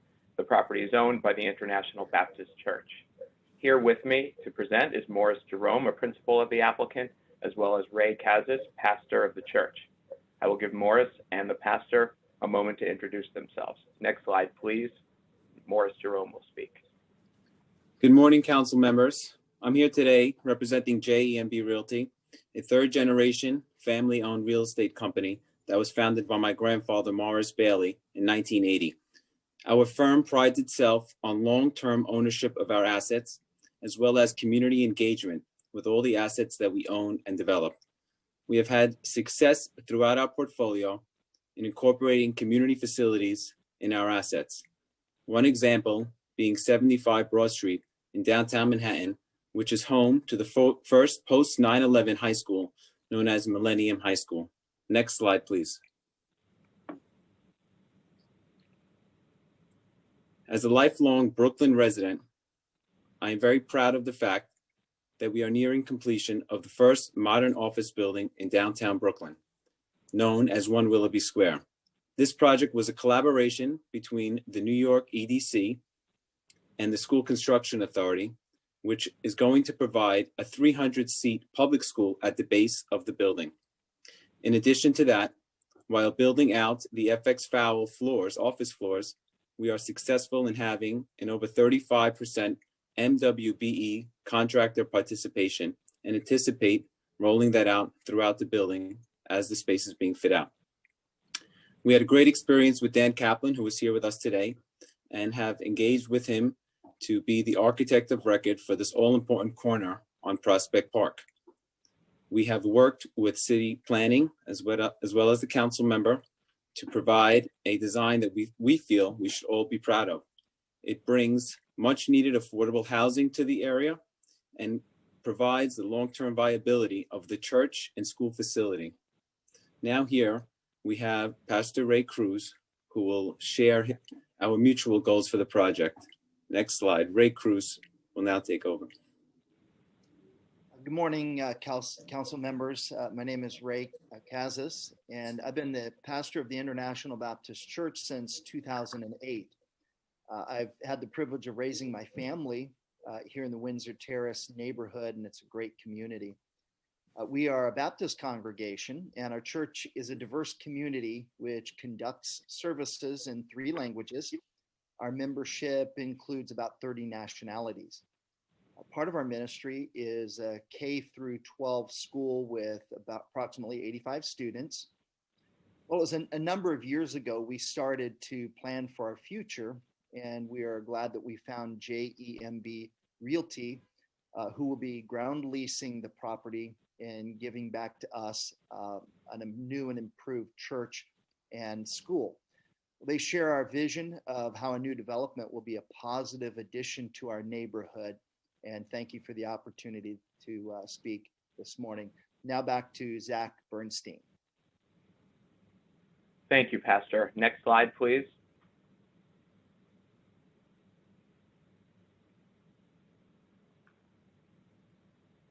Here is an image of a site located within the C82 zoning district along Coney Island Avenue. The C82 district does not allow residential use. It allows commercial use and a limited set of community facility uses. The applicant seeks the following action. A zoning map amendment would rezone the site from C82 to R8A with a C24 overlay. This will facilitate a 7.2 FAR mixed building with new church and school facilities, local retail, and apartments above. The project would be a mandatory inclusionary housing development under option 1, which requires 25% of the residential floor area to be affordable on average at 60% of the area median income, with at least 10% affordable at 40% of AMI. Rent for these apartments will start at $535 per month at the 40% AMI level and $856 per month at the 60% level. A zoning text amendment to the Special Ocean Parkway District would permit the street wall to rise without setback on the project's wide street, allowing for a lower height transition from the neighboring R7A district. Our project architect will speak further to this. And a proposed special permit modifies residential accessory parking rules, allowing for a portion of the parking spaces to be utilized by the church on Sundays. Next slide, please.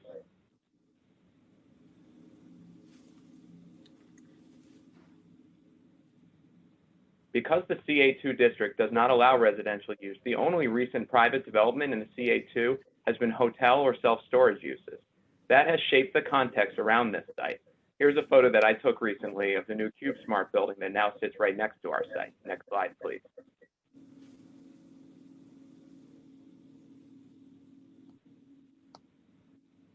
Among the objectives of MIH is promotion of neighborhood economic diversity to give lower income New Yorkers access to the services, amenities, schools, and social networks available in neighborhoods with greater resources. Despite that intention, MIH rezonings to date have been largely in low income communities. This site presents an opportunity to leverage MIH in an amenity-rich neighborhood. Median income in Windsor Terrace is near 6 figures. 312 Coney Island Avenue is a model of the type of site that is appropriate for increased density under MIH.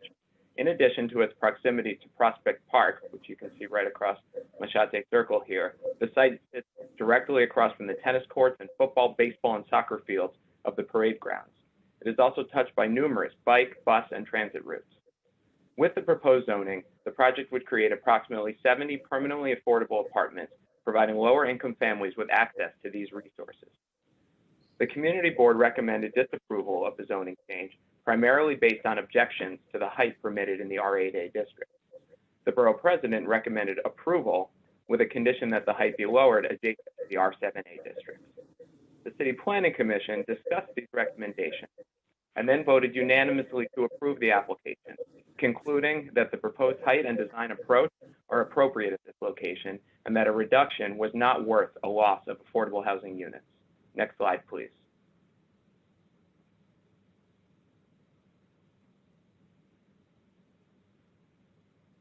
The proposal before you today is the result of extensive dialogue with the Department of City Planning and Councilmember Lander. Here on the screen is the original proposal from the church and the applicant, which would have rebuilt only a portion of the site with greater height along Park Circle and leaving the existing school building in place. With the encouragement of Councilmember Lander, we reached agreement to design a new school to be incorporated as part of a more contextual envelope across the site. The new church and school, together with the 70 MIH units, will occupy 35% of the new building. I now turn the presentation to Dan Kaplan of FX Collaborative to walk you through how the project evolved from here. Next slide, please. Thank you, Zach. I'm Dan Kaplan, a senior partner at FX Collaborative Architects. Before taking you through the design, I want to point out that this is a rare site that fronts on 3 wide streets, ranging from nearly 100 feet wide to almost 500 feet wide, plus the park space and the parade ground space beyond. The single narrow street on the south of the site is even wider than most at 70 feet. Next slide. The slide that's coming up illustrates 2 unique conditions of this development. First, the special district requires a 30-foot front setback along Ocean Parkway. While a typical block is 200 feet deep, we're starting off with a block that's narrower at 180 feet.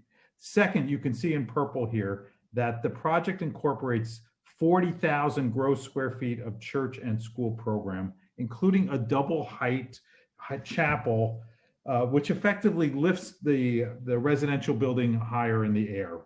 Further, the residential amenities and other functions that might have been below grade are pushed up into the building because of the church program.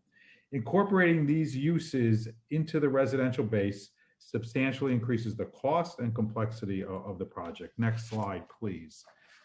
When we mass the residential floors above this base, at the request of Councilmember Lander, we sought to create a transition area from the R7A district. Illustrated here in lighter yellow is where the bulk from the western portions of the site has been shifted to the full street wall along the circle.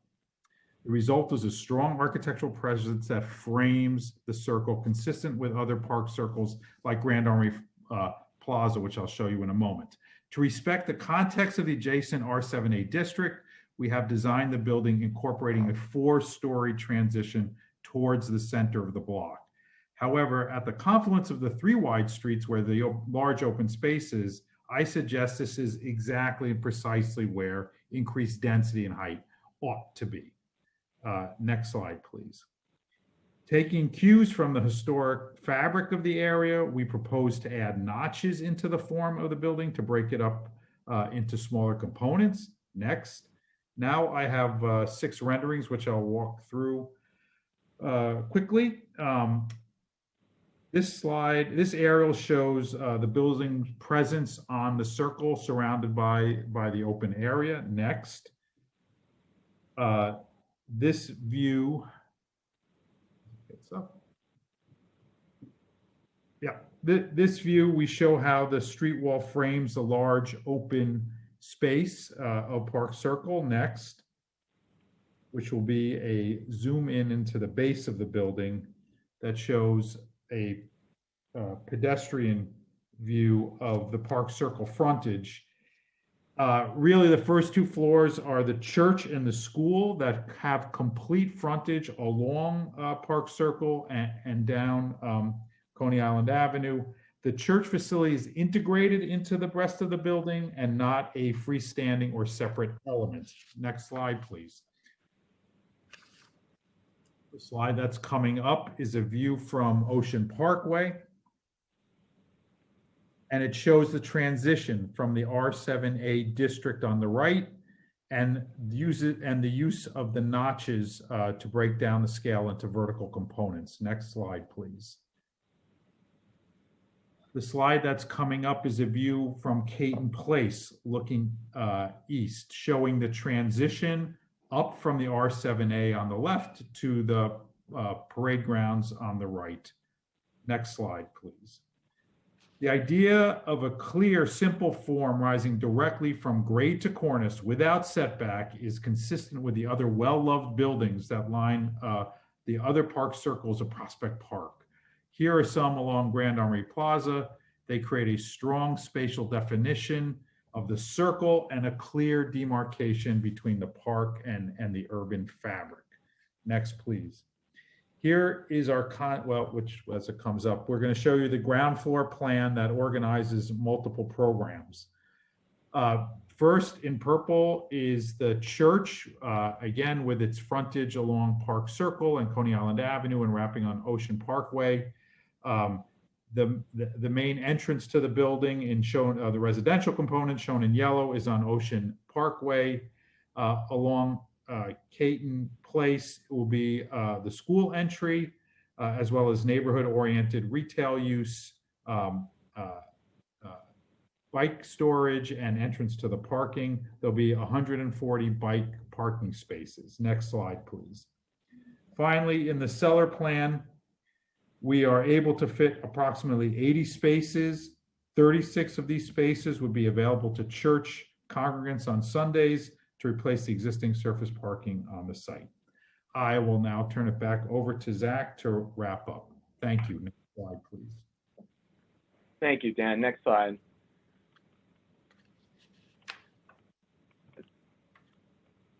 So the team here today worked hard with the Department of City Planning and Councilmember Lander on a thoughtful proposal for this site. The proposal implements MIH in an area rich in amenities, provides an anchor for the community with new church and school facilities, all in a package of thoughtful architecture for this prominent location on the circle. We welcome your questions.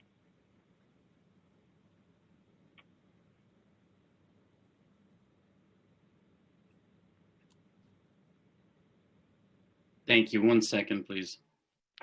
Councilmember Lander, I see you've changed your background from a map like mine to what looks like this location. So, like Park Circle or Machate Circle, as it's called, was the right place to do this hearing. Good. So before I ask some questions and turn it over to Councilmember Lander, just to facilitate the question and answer period, if one of you, perhaps Mr. Bernstein, you could keep your mic open for the duration and let us know who on the team might be in a position to best address the specific questions as they come up. Will do. Okay. Yeah, thank you. Thank you. Just a couple of quick questions. Can you just explain the rationale for the mapping of both the MIH options 1 and 2 when the application states that they intend to utilize only option 1? There's a requirement, I believe, to map the optionality, but the intention is to move ahead with option 1. Got it. And what tenants use have you considered for the proposed ground floor commercial space? One thing that's been thought about is a greengrocer here. I think the nearest grocery is the small Windsor Terrace Food Co-op a few blocks away, but we haven't had conversations with specific tenants yet. We have heard consistently that there's a lack of local neighborhood services here and are open to suggestions for what might serve the needs of area residents, because there's just not much in the vicinity right now. Great. And can you just describe your plans for outreach to MWBEs and locally based contractors and subcontractors for this development? Sure. I'll let Morris Jerome take that if someone can unmute him.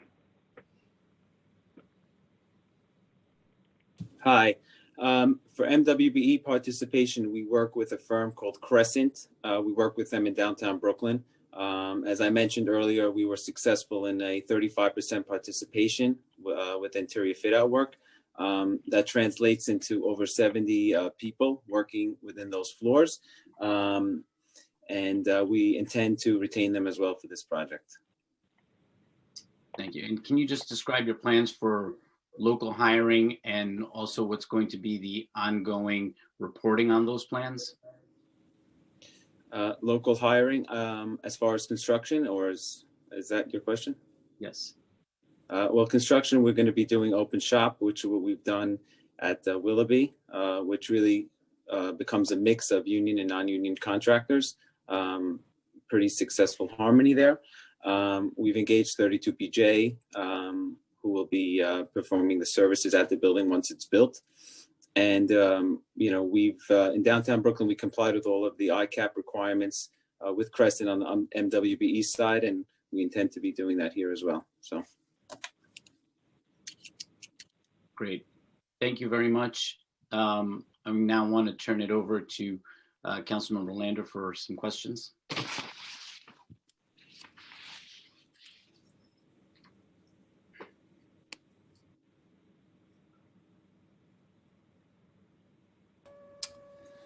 Thank you very much, Chair Moya. I appreciate your, your support and your questions on behalf of our community.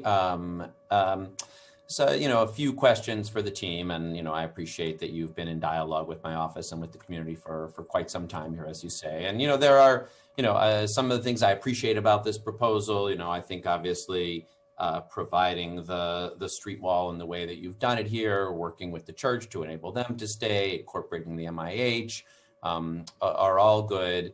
And I certainly share, broadly the idea that this circle is an appropriate place for residential development, a lot better than the Cube Smart that is next door. We don't need any more self-storage facilities, and that therefore a rezoning of some kind is warranted. I guess I do want to ask about the R8A district and how you think about the rationale for that. There is other residential development on the circle at significantly lower heights. And, we did a rezoning on the immediately adjacent site to 7A, and the 7.2 and the 14 stories are both, higher than the surrounding context, even on the rest of the circle itself. And I just, wonder, you obviously, gave some of the rationale from the other corners of the park, but I think it's worth asking in terms of, the immediate context where, folks live nearby. What's the rationale for mapping this district? Sure. A number of factors went into planning what we thought was best for this site to achieve a number of goals, both looking at what could be built as of right as a touch point for penciling out a new development that then has to include MIH in it, and also trying to meet the needs of the church, of getting its new facilities. And then when we had to shift course and agreed to demolish the existing school building and build brand new school facilities and increasing the capacity of the school within the project, it all has to pencil out and be a feasible project. And so a lot of hard work went into what mix and what density results in a feasible project. And working with the city administration, we're also trying to maximize the goals of housing affordability under MIH.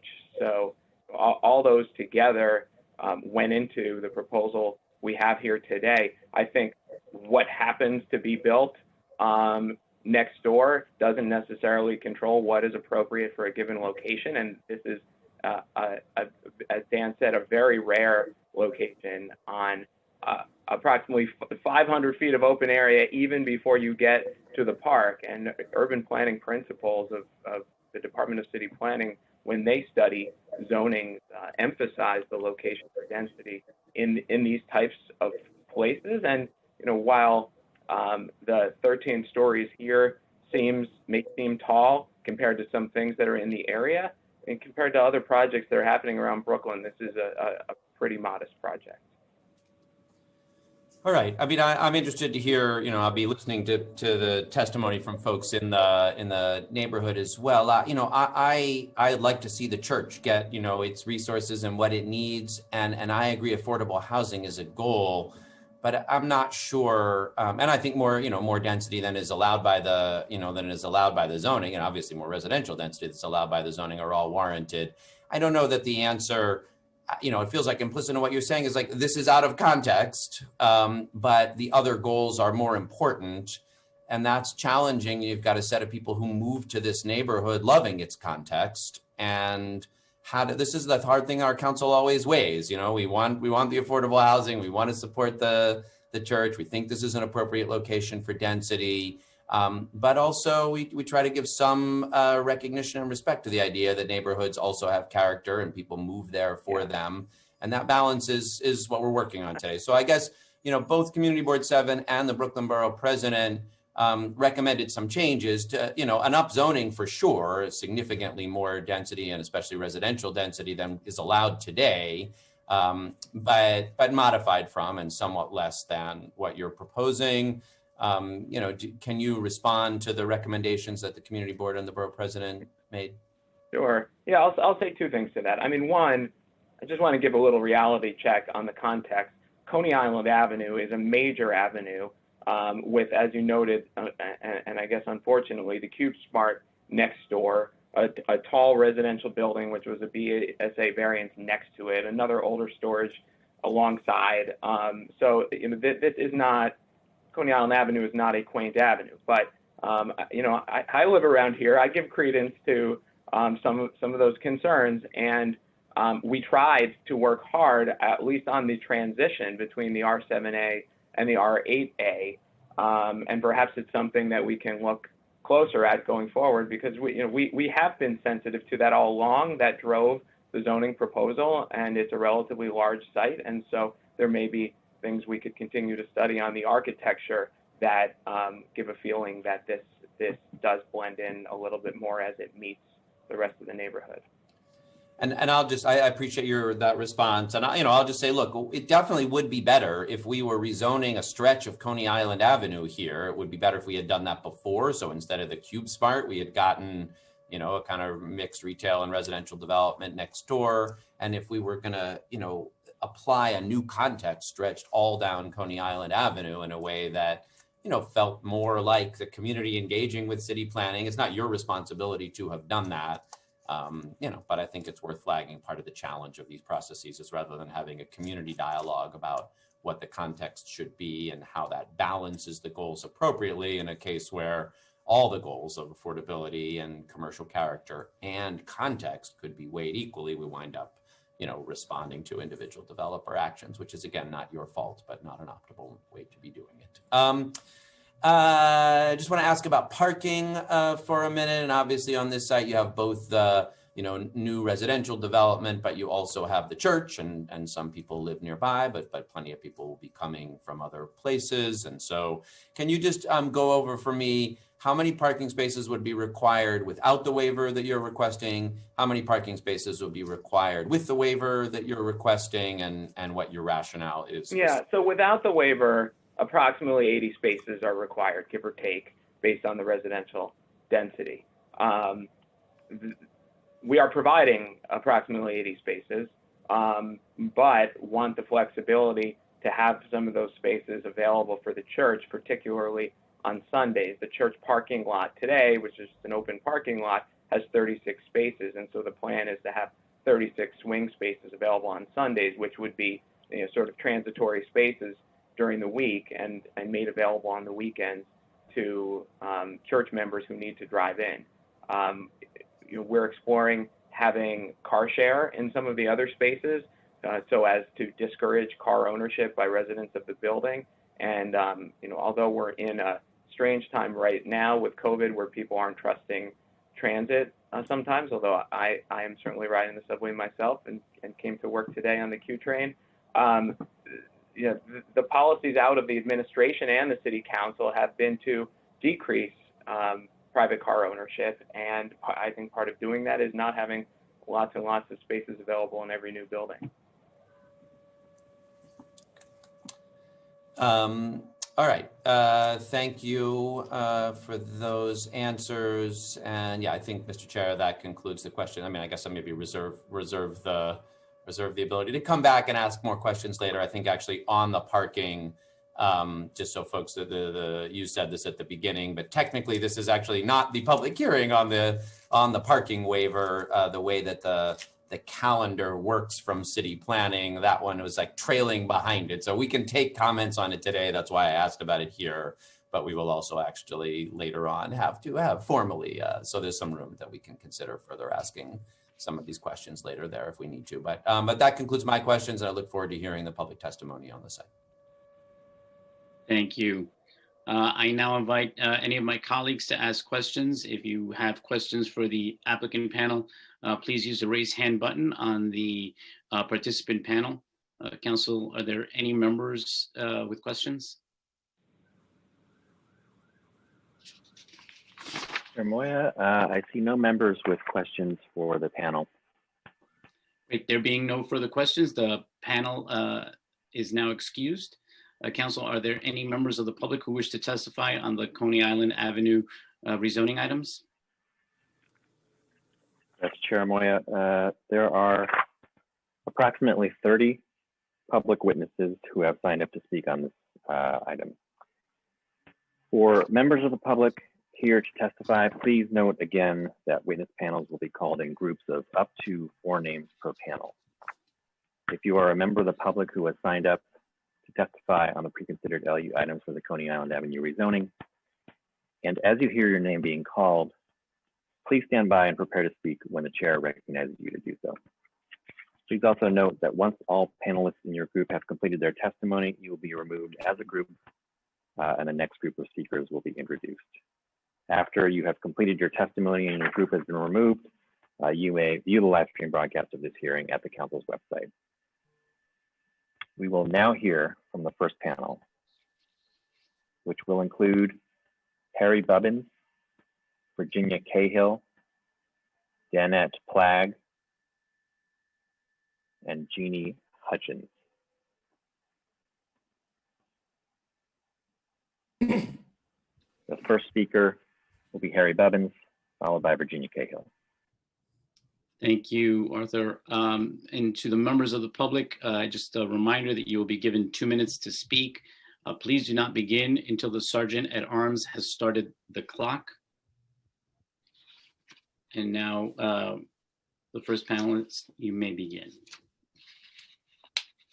Time starts now.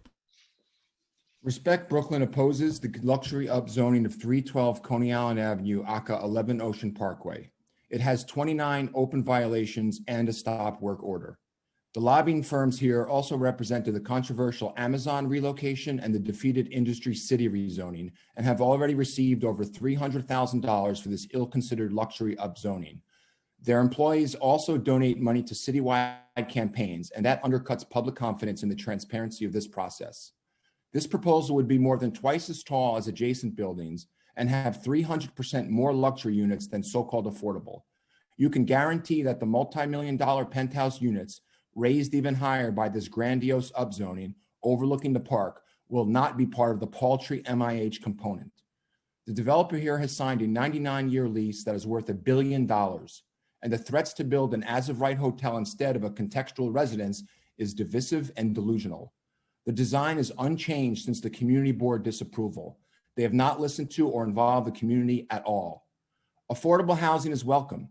Out-of-touch spot zonings are not. The mayor's real estate-friendly approach is a failure. Pandemic upzonings from Gowanus to Flatbush while the mayor is going out the door are harmful and shameful. Nothing is stopping them from developing a 100% affordable housing development except for the coveting of more money. Without seeing the financials, you cannot make an informed decision. You just heard the Rockaway proposal that was 50-50 and contextual. The proposed Tower of Babel at a very significant and prominent location would have a detrimental impact upon the character of the area and lead to displacement pressures in Flatbush. It is a gross mirror image of the luxury One Grand Army Plaza. We need community planning, not precedent-setting luxury spot upzonings during a pandemic that benefit and profit a tiny few. We call upon the council to reject all 3 elements of this proposed luxury spot upzoning and engage in real community planning. Thank you. Thank you, Harry, for your testimony. Next speaker is Virginia Cahill. Time starts now. Hi, thank you for this opportunity to make a testimony. I live on Park Circle. This is right outside my window. It's an extremely busy artery for trucks, cars, ambulances. The traffic here is already insane. My grandson and I can tell what time it is by the honking. It starts at 3:30. I try to make it friendly and say, here comes the honk fest. It's so painful. It's congested in the immediate area. Even adding a few cars to this circle is hard to imagine. I've been on Ocean Parkway for 18 years. Parking has become so difficult and it's not going to get any better. with 36 parking spots. This isn't a run-of-the-mill area. This is really unique, and development should reflect or at least consider the density of the neighborhood. Our community surrounds Prospect Park. High-rise buildings are incongruous with the area. There is a lot of foot traffic, bicycles, and horses. That's why we love it. This is a beautiful neighborhood. More people equals more cars, less parking, but mostly more noise and traffic. I implore the developers to keep this within scale of the neighborhood. Thank you. Thank you, Virginia. Thank you for your testimony today. Next speaker will be Danette Plage, followed by Jeannie Hutchins. Time begins now. Good morning. Thank you for this opportunity to speak. I'm also a resident of the neighborhood. I really find it troubling that what's being spoken about is that this project is being compared to the CubeSmart that went up on Coney Island Avenue. This is not reflective of what the neighborhood actually is and has been historically. And to use that as a mile marker seems completely inappropriate.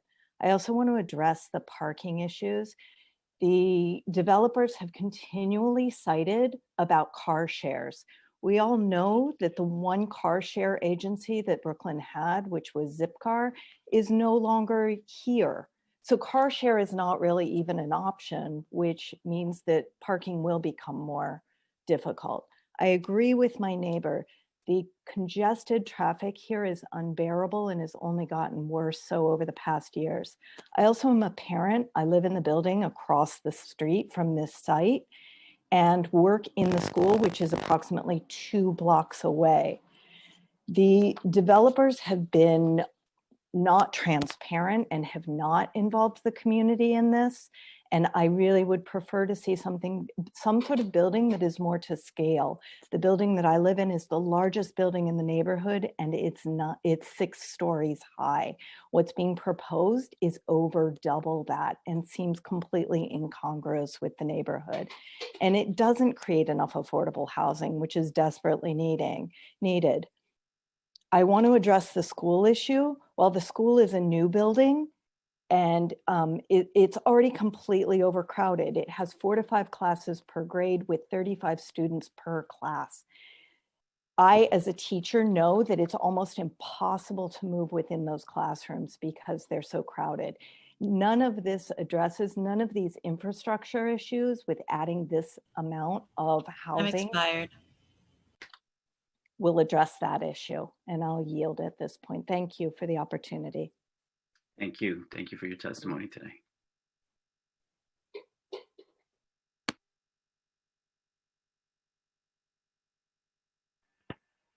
The last speaker on the panel is Jeannie Hutchins.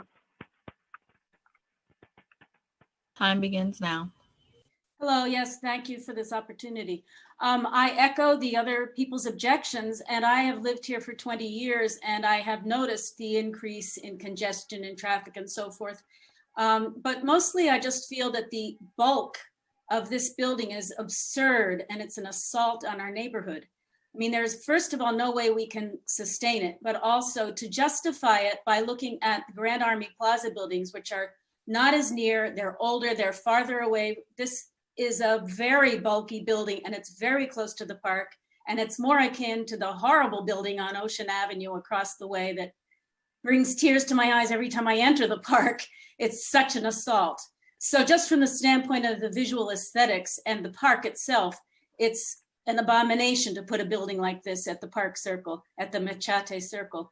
The other thing is that I do feel like the first few people today in this hearing, which was very interesting, were very aware of their development's connection to the community. They had considered all kinds of things in their plans. They were considering the schools, they were considering the traditional architecture. None of that seems to have come into consideration with the exception of a few parapet indicators and maybe some brick. We live in 6 or 7 story buildings. The prospect of this huge building that's twice as high right across the street is horrifying to most of us. It's totally out of proportion, and it does not read affordable housing. When you look at this plan, it does not look like, oh great, they're putting up affordable housing. It is the farthest thing from that. And I think affordable housing and MIH and all of that is far more in keeping with what we'd like than a tower like this with a luxury look. And the community would like to be involved in every inch of the way on the planning, and this sort of random Wild West spot rezoning is totally inappropriate. Thank you for the opportunity. Thank you. Thank you for the testimony.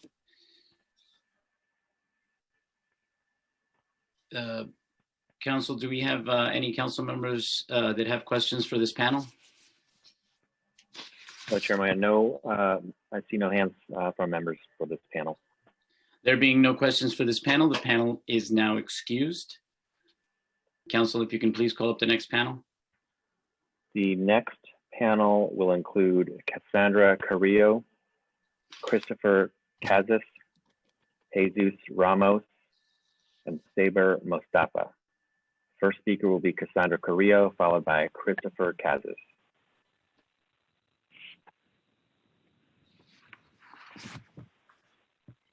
Hello, can you hear me? Time begins now. Hi, good morning, Chair Moya and members of the subcommittee. My name is Cassie Garrillo, and I'm a representative of 32BJ.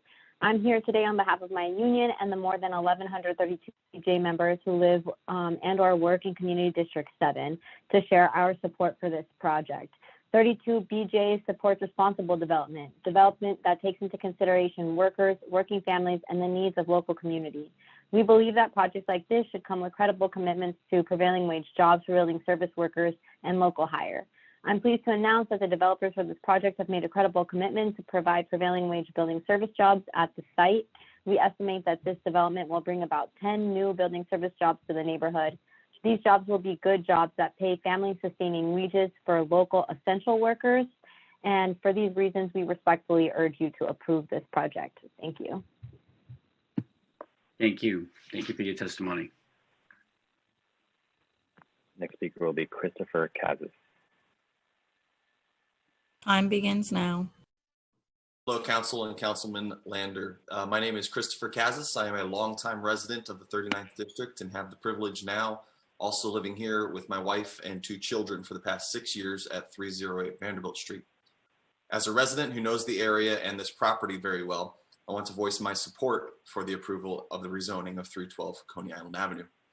I know others testifying today will focus on benefit of affordable units. We also should keep in mind that there's an overall housing shortage in New York City. Our housing supply is growing slower than in a few of our other larger cities in this nation. This proposal brings both affordable housing and new housing, both of which are rare in the community. I also like the fact that a luxury style building will include affordable housing. I don't see that affordable housing should not look luxury. The size of this building is appropriate for the Circle and Coney Island Avenue. There is a new self-storage building rising almost to the equivalent of an 11-story residential building right behind this site. There's also a 16-story apartment building about 4 blocks from the proposed property development. The park front is a beautiful place that needs new development. I appreciate the thoughtful design and consideration from the developer for our neighborhood. I have seen the renderings and believe the building will complement the Park Circle. Its close proximity to the subway and Prospect Expressway place this development in a great area with easy in and out access to the city. I would also like to add that the size and design of this building will be a nice mask for that very large storage building behind it. Thank you for your time. Thank you. Next speaker on the panel will be Jesus Ramos, to be followed by Saber Mostafa. Time starts now. Hi, good morning. If you can hear me. Hi, everyone. My name is Jesus Ramos, and I've been living at 734 East 5th Street since 2014. And I know the area well since 2 of my children graduated from the school there. I fully support this rezoning because it would allow a property at 312 Coney Island Avenue like no other. I know many here don't like the height proposal and will say the other nearby circles don't have similar building structures, but please consider this. It will allow for 70 affordable residential units that many will be able to take advantage of, considering how expensive it is to live in New York City, especially in these trying times. I believe it will also be a huge benefit for the neighborhood having a rebuilt school and church in the area, which can even be used for community meetings or special events, and many in the area can benefit from this. So please consider the advantages of these projects, which I believe greatly outweigh the alternatives. Thank you very much for your time. Thank you. Thank you, Jesus, for your testimony today. Final speaker on this panel will be Saber Moscato. Time starts now. Yes, hi. I've been a resident for 25 years in Windsor Terrace, and I live nearby the Circle as well. I would like to thank everyone involved in this wonderful development. It's nice to see my neighbors get involved in our community. I'd like to share some facts about this development. When it gets approved, we are going to be just fine as a community. In fact, it will complement our community. Let me share with you some positive notes about this wonderful development. This will be a welcoming structure to Windsor Terrace, to everyone and anything that's coming into Windsor Terrace. Creating jobs. Keep in mind, we do need more jobs right now with unemployment rates. In the beginning, construction workers, electricians, plumbers, painters, etc. At completion, maintenance workers, doorman and staff. Third, low-income housing, 70 units, essential for this development and the community. Parking, 80 cars, no loss of parking. I find plenty parking in the area when I need it. Community facility, the project allows the church and the school to remain essential to the community and the development. Commercial stores. For 25 years, I've heard my neighbors and myself talk about more stores, more restaurants, more supermarkets, essential in this development. Hopefully, a nice big supermarket will come in.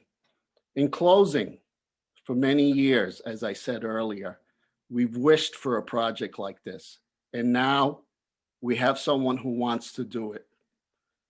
This development meets all our needs. Please keep in mind, the people that live on the building on the Circle, 100 years ago, when they built this building, if they didn't build it, we wouldn't have those buildings now. Time expired. For people to enjoy them. Please approve this project. Thank you. Thank you for your testimony. That being the last speaker on the panel, Council, do we have any council members with questions for this panel? Chair, I see no members with questions for the panel. Thank you. There being no more questions for this panel, the witness panel is now excused. Council, can you please call up the next panel? The next panel will include Joy Rosenthal, Cynthia Spencer, Mac Montandon, and Prudence Hill. First speaker will be Joy Rosenthal, followed by Cynthia Spencer. Time starts now. Hi, my name is Joy Rosenthal. I reside at 30 Ocean Parkway. Before this, I lived at 71 Ocean Parkway. I've lived in the neighborhood for about 18 years, and I'm very, very familiar with it. What's not being said is that this is bordered on one side by a ramp to the highway, on another side by Coney Island Avenue, which is a major artery, and then on two sides by very small streets, East 8th Street and Caton Place, which already have seen the development of 3 huge apartment houses in the last few years, as well as the Cube Smart that's been referenced. The other facility on this very block is the stables, which has been squeezed.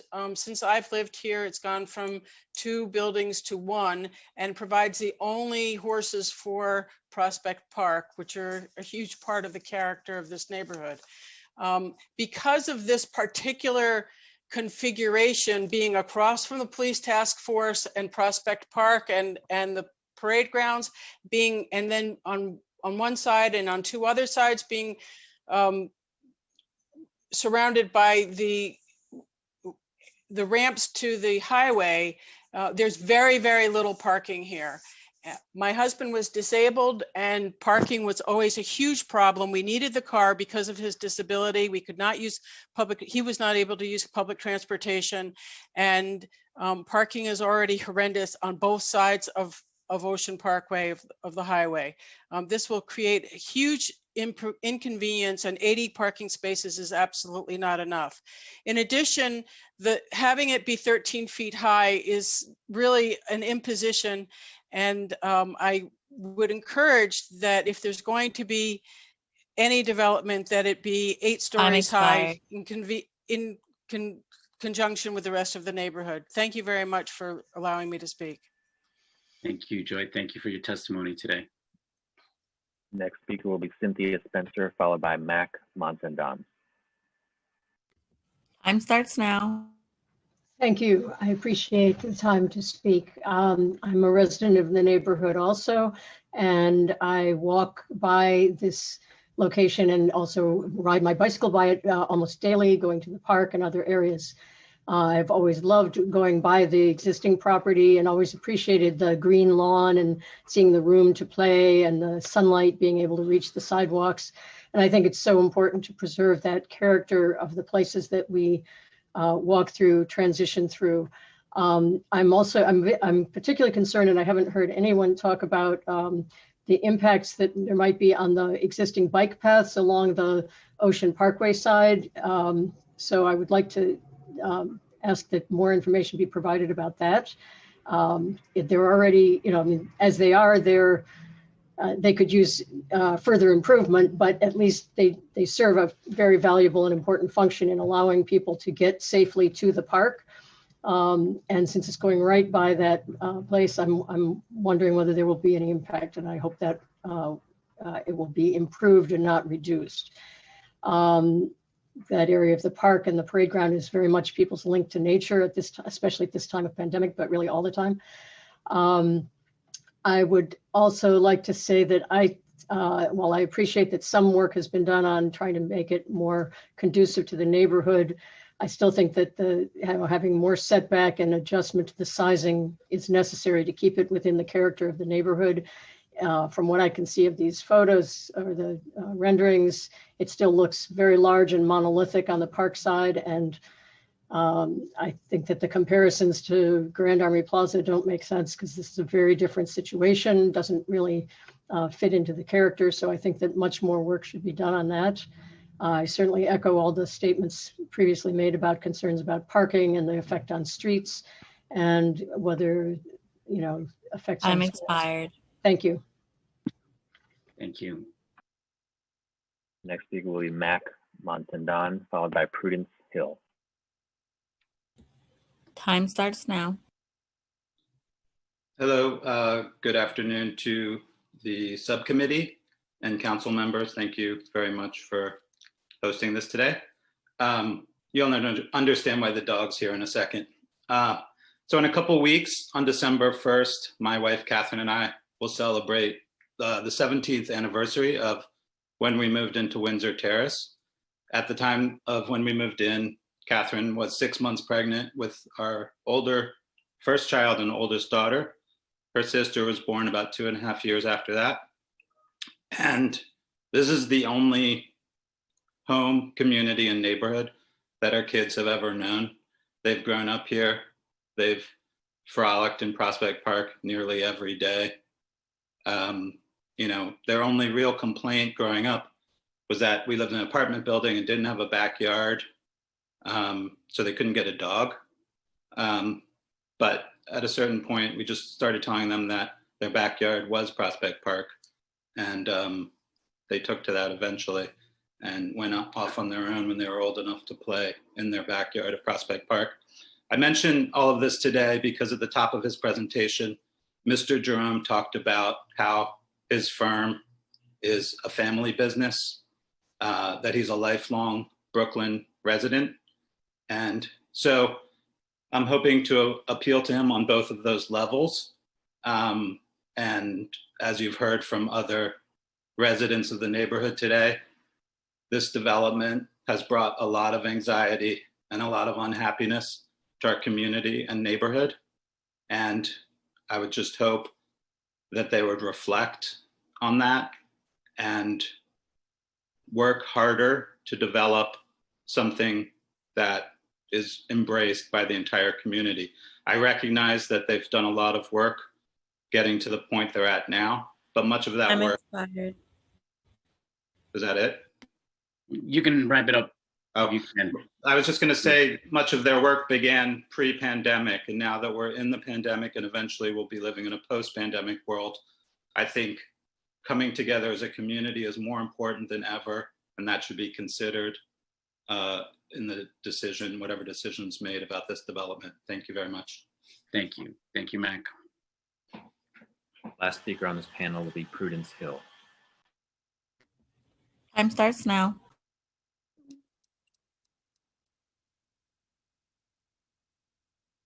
I'm here.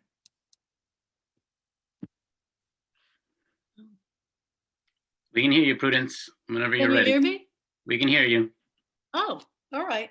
Well, I wanted to say that I think there's not enough affordable housing. I don't know why it's being said that this is one of the great advantages of this building, because 75% of the apartments are going to be luxury housing, and that's not what our neighborhood needs. And it will ensure that gentrification already underway will explode. My husband and I moved here 15 years ago. We live in one of the biggest buildings, which is 6 stories high.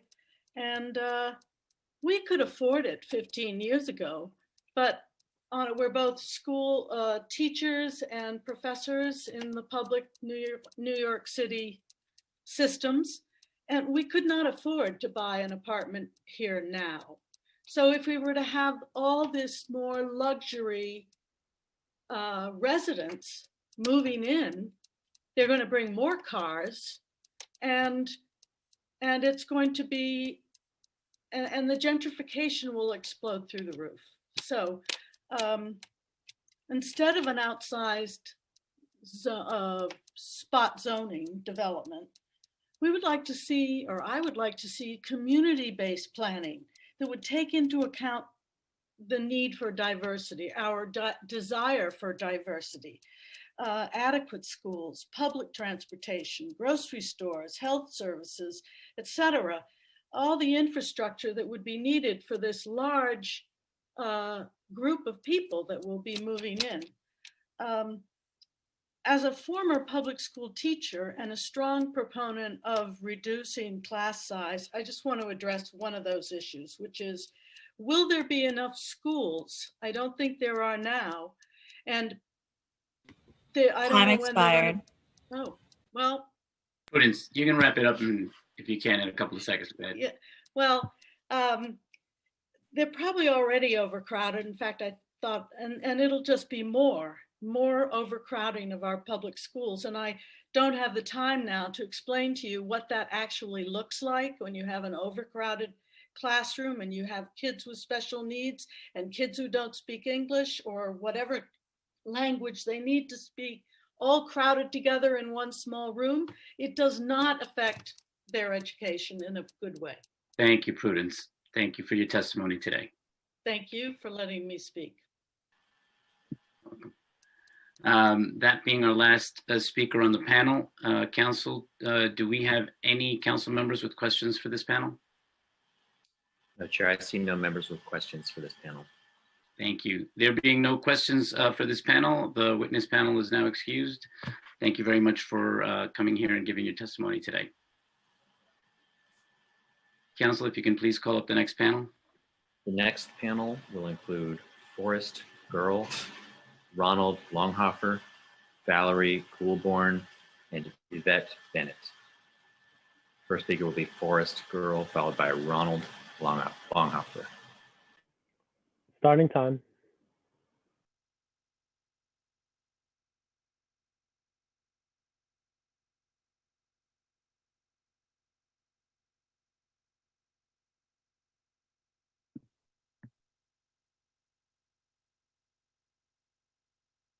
Arthur, who do we have up?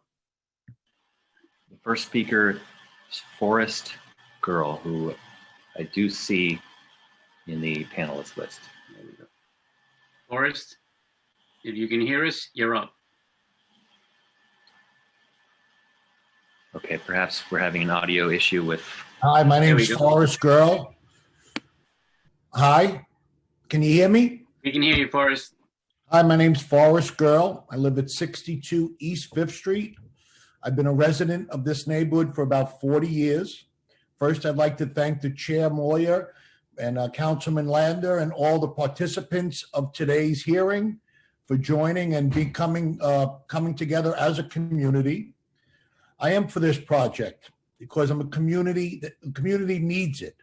We need jobs, we need affordable housing, we need a community space where we can gather for AA meetings, NA meetings, addiction meetings, just community meetings. So socially, yes, it's going to be a nice place. And we also need a good church. The church has been there for years. I know Pastor Ray for about 25 years. I lived across the street from them, and they've only been an asset to our community. Not just our community, Windsor Terrace, but extended out to other communities where there are inclusion, no matter what race you are, no matter what it is, they bring the whole community together. And that's what we need, because Park Slope Windsor Terrace is one community. You need to bring Kensington, Ditmas Park, Coney Island Avenue all together. We need a retail space there. We need a grocery store. We've been saying this for years. I grew up at the stables. I worked there for 30 years. I rode horses. I rode bikes. The traffic is the traffic. No matter what you build there, we're going to have traffic at rush hour, and we're going to have traffic from 4 to 6 every day. It's been like that forever. And we have to keep Coney Island safe also. That area has been a dead spot. Opening up an establishment like this brings the whole neighborhood together. You have people from Coney Island. You have people all over the neighborhood doing this. There's a lot of things in our community that we need, and the church and Pastor Ray has brought that community together. There's no reason to oppose this. Please take it into consideration. This is great for our community, great for all people, everybody in the neighborhood. There's Windsor Terrace, Kensington, Crown Heights, Ditmas Park, and there's all kinds of different languages. The school provides 30 different languages. So there's 100+ seats at that school. I have friends that sent their kids there. Thank you, Forrest. 20 years. Thank you. Thank you so much for your testimony. You didn't give me a couple extra seconds. Thank you. Thank you very much for your help in putting this together. You got it. Thank you, Forrest. Ronald Longhofer will be the next speaker, followed by Valerie Coolborn. Starting time. What'd you think? Hi, good afternoon, council members. I appreciate the opportunity to speak at this hearing. My name is Ronald Longhofer. I live at 314 Vanderbilt Street in the Windsor Terrace neighborhood of Council Lander's district here, 39. I've lived in Brooklyn for over 31 years. 25 of those years have been in Windsor Terrace. And I'm speaking today in support of the proposed development at 312 Coney Island Avenue. I am particularly supportive of the project because over 70 affordable units will be included, units that are needed in our neighborhood. And regarding the other units, supply and demand indicates that this development will help keep rents from rising as quickly as without it. So I understand the affordable concern of some, but I think more units will, it's bound to help. Additionally, the proposed design provides an attractive building that I think will upgrade the ambiance of Park Circle and serve as a gateway to Park Circle, to Prospect Park, and to Windsor Terrace itself. A significant side benefit is that the building will largely block from view the massive CubeSmart building, and that's only a couple of stories difference in height from the proposed development. And so I think it's going to be a necessary exercise really to coordinate with that. Regarding concerns about traffic, I can co-commiserate. The park circle's a mess. I get that. I don't believe that the objection about traffic, though, is really valid, considering that a few dozen vehicles added to the area should not really impact the thousands of vehicles that travel through the circle every day. And finally, I'm a member of International Baptist Church, and this development, if approved, will provide an exceptional opportunity to improve both our church's presence and our Christian day schools functionality in Windsor Terrace and the surrounding communities. I strongly urge you to approve the project for our ministry and for our community. Thank you. Thank you, Ronald. Next speaker on the panel will be Valerie Goulbourne, followed by Yvette Bennett. Starting time. Hello, my name is Valerie Goulbourne, and I am in favor of this development project. I live at 314 Vanderbilt Street for 4.5 years, and in this community for about 8.5 years. I am a member of International Baptist Church. The church has been a home away from home for me for many years, and I know a lot of other congregants feel that way. At International Baptist Church, I have found a group of people who care about each other and take care of each other. I am also grateful for it. This project would have a huge impact on our church. The project will give our church new and better facilities, and as well as the financial resources to continue to run its services and community programs. Again, I support and I am for this project, and I thank you very much for your consideration. Thank you. Thank you, Valerie. And the last speaker on the panel will be Yvette Bennett. Starting time.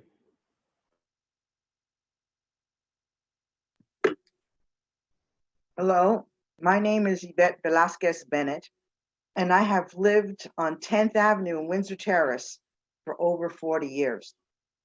I want to thank Chairman Moya, Councilmember Lander, and the City Council for this opportunity to speak in favor of the proposed project at 312 Coney Island Avenue. I want to explain some of the reasons why I support this project. First, the project as proposed is a unique opportunity in a unique location. This location on a large property on the traffic circle is one of the few in the area that could support a building of these proportions without seeming out of place. Secondly, it would provide a large number of affordable housing units, which is a need in the community. Thirdly, residents at this facility would provide a boost to local business. A hotel or other facility built here, as of right, would not benefit the local community. It would benefit people outside the community. Fourth, the development would also provide new facilities for the school and church that is currently on the site. And lastly, past attempts at this type of residential development and residential rezoning have been turned down. One of those resulted in a hideous self-storage building being built as a right with the existing zoning. This building now looms over the traffic circle, which is a gateway to our community.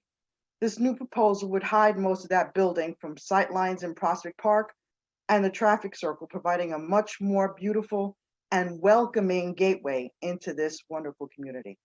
I would urge the City Council to approve the proposal. Thank you for your time. Thank you, Yvette. Thank you for your testimony today. Council, do we have any council members with questions for this panel?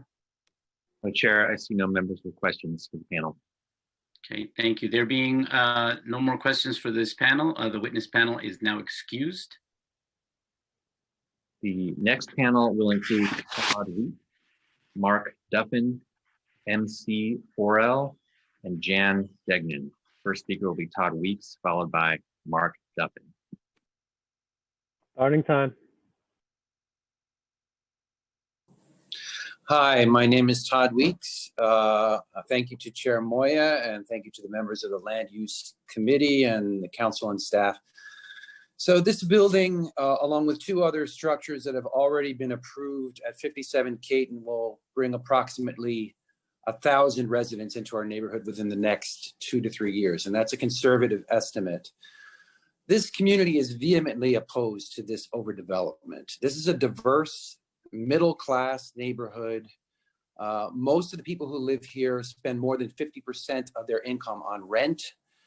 And you know, we have progressive values in this neighborhood. This project does not reflect the community's values. The project is essentially an example of the city ceding power to a corporate entity. JEMB is an international developer. They seek to monetize park views for one percenters, and they're not really interested in giving back to the community, except potentially with raising our rents. This building is going to have an overall negative impact on our neighborhood. We need a lower building. We need a less dense building that is more in keeping with, as has been stated, with the community aesthetic. None of the recommendations of CB7, the 9-story limit, have been taken into account. We are in favor of a reasonable structure that comports with middle class, progressive, and I say progressive, I mean economically progressive values that are here in this community. And the council member has a career of espousing these values, championing progressive values. He's worked with organized labor, LGBTQ, BLM, anti-racist, anti-Trump, participatory budgets. We applaud all of this. But how is this building as proposed part of that vision? The church that seeks to gain likely $12 million at least on a 99. I'll just finish by saying the church does not share these values. If they did, they would reach out to the community. If the subcommittee and the council wants to listen to their constituents, listen to the community, we applaud that. Thank you very much. Thank you, Todd. Next speaker will be Mark Duffin, followed by MC Farrell. Starting time. Hi, thank you for taking time to listen to me today. I just wanted to say that I support having the church and having its facilities there, and the church members getting all of those things in the school. That's great. I support having a development here, just not this one. This one is oversized and utterly inappropriate to the neighborhood. I feel like it's been a disingenuous presentation from the start. The environmental assessment statement is basically statistical gymnastics to justify whatever the developers want, putting this giant building here where no other precedent exists for it. It's utterly unrealistic to compare this to Grand Army Plaza, or every example they show in their presentation are downtown buildings. The architect makes high rises in Dubai and China, and the developer makes malls in Miami and Montreal and casinos in Atlantic City. We don't need these. That's not Machate Circle. Grand Army Plaza is not Machate Circle. It's not downtown Brooklyn. This building is twice the size of anything else. It needs to be reduced, period. And inclusionary housing, when you have 75% of luxury housing, is not an excuse for it. Finally, I would just like to say, in this as well as earlier meetings, you have the actual leadership team of the church, Christopher Kazis, Mr. Longhofer, who are employees of the church, who are showing up without identifying themselves and acting as if they're concerned citizens. The bulk of the people who come and testify for this project are members of the church or whose kids go to the school. I support them getting what they want, what they need, their financial security. I just don't support it at the huge detriment to everybody else in this community. I think it's offensive and needs to be addressed and not utterly disregarded by the Planning Commission when the CB7 was very emphatic about this, when the borough president was emphatic about this. They should not be just... Thank you, Mark. Yeah. Thank you. They should not be just taking no consideration for the community. Thank you. The next speaker will be MC Farrell, followed by the last speaker on the panel, Jan Degnan. Starting Hi, time. good afternoon. Oh, sorry. Good afternoon, and thank you for your time and for holding this hearing. I want to echo the concerns of all the other community members who have spoken against this project. I am a relatively new member of this community. I'm also a store manager at the Windsor Terrace Food Co-op. Although I speak in my personal capacity, I do not speak for the co-op, but working at the co-op has given me a sort of unique insight into the community. I agree that the developer's presentation felt a little disingenuous. I appreciate some of the lengths they've gone to, but have noticed among my neighbors hearing that frustration that they haven't reached out to us. And so I asked the members of the church to see, who support this project, to imagine, to try to understand why people who aren't of the church are against it, and see if you can find a way to help us feel as strongly about a proposed project on the site as you do. Because if there's a mismatch, then there's something wrong. I also found it interesting that the developers chose very specific angles for the mock-ups that they showed, none of them showing the view down the other side of Caton or down the other side of East 5th, where what you would see are 3-story buildings, at most the 6-story building that I used to live in. And you would see, if you saw those angles, how disproportionate this building is in this area. And so I echo the concerns that this is not Grand Army Plaza. This is a very different area where an imposing facade like that just doesn't fit. It would not be a welcoming gateway into Windsor Terrace. It would feel like this monolith that just rises above everything else around it. And I also echo the concerns about infrastructure. I believe that the developers have not taken that into account, at least not in their presentation. The schools and the food infrastructures and the public transport, not the public transportation, but like the biking and pedestrian infrastructures need to be at least presented more clearly in order to show that this development would not have a harmful impact on it. Thank you for giving me this time. Thank you. The last speaker on the panel will be Jan Degnan. Starting time. Good morning. My name's Jan Degnan. I live in 10 Ocean Parkway. You can hear me, right? You can hear you. Great. I live in 10 Ocean Parkway across from the proposed developmental site. I lived here for a very long time, almost 20 years. I've enjoyed living across from the church because I find the church pretty. I find the lawns, the open lawns, very welcoming when I walk on that side of the street. I very much am aware that the church and its members really are interested in getting a new facility. I want that for them also. I'm a freelance musician. I work all over town, singing, creating musical experiences, concerts, in and out of church settings. I realize that that church needs a facility to meet its needs and also wishes to extend that out more to the community. I think that is terrific. I do support that. What I have consistently heard about this development, cannot say I am support as is. I oppose the development as is for several reasons. This is not downtown Brooklyn. Downtown Brooklyn and Grand Army Plaza are consistently being referred to as the touch points for a development of this size. Machete Circle, where the church is now and on this end of the park, is purposely different. It is 3 times smaller than the other park circle that is being referenced. There, I heard today it was consistent with framing. The Brooklyn Public Library frames Grand Army Plaza. Machete Circle is not Grand Army Plaza. We have an arch that does reflect Grand Army Plaza. It is a much smaller arch. This area is not going to be served by something of that magnitude. Thank you. Thank you. Thank you for your testimony today.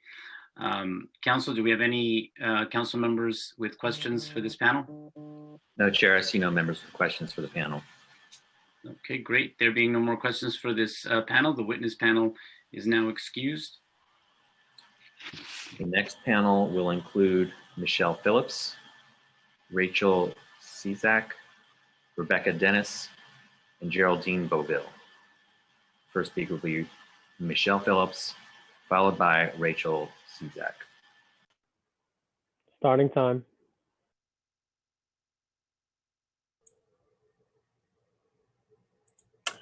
Hi there, my name is Michelle Phillips and my family lives at 370 East 2nd Street here in 11218 in the 39th Council District. I'm appearing today in support of the proposed rezoning. I think it's always important to build affordable housing, but I want to stress how important it is to introduce affordable housing to neighborhoods like this one. It seems like this nation is looking for real change. And right now, it doesn't seem like the city's zoning changes are happening in the city's more affluent areas. The Windsor Terrace neighborhood is majority white with many high-earning residents.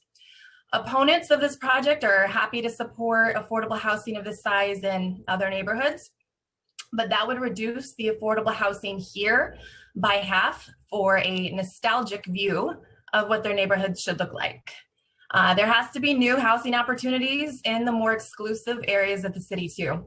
This location is perfect for the proposed project. It's near buses, the subway, bike lanes. It's an easy commute to Manhattan, and it's across the street from one of the biggest parks in the city, beautiful Prospect Park, which would be great for the residents. I think it's a great location and it's justified. Thank you for your consideration. Thank you, Michelle. Thank you for your testimony.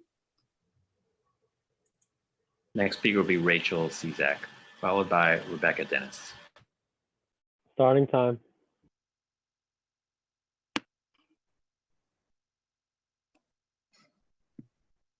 Rachel, whenever you're ready.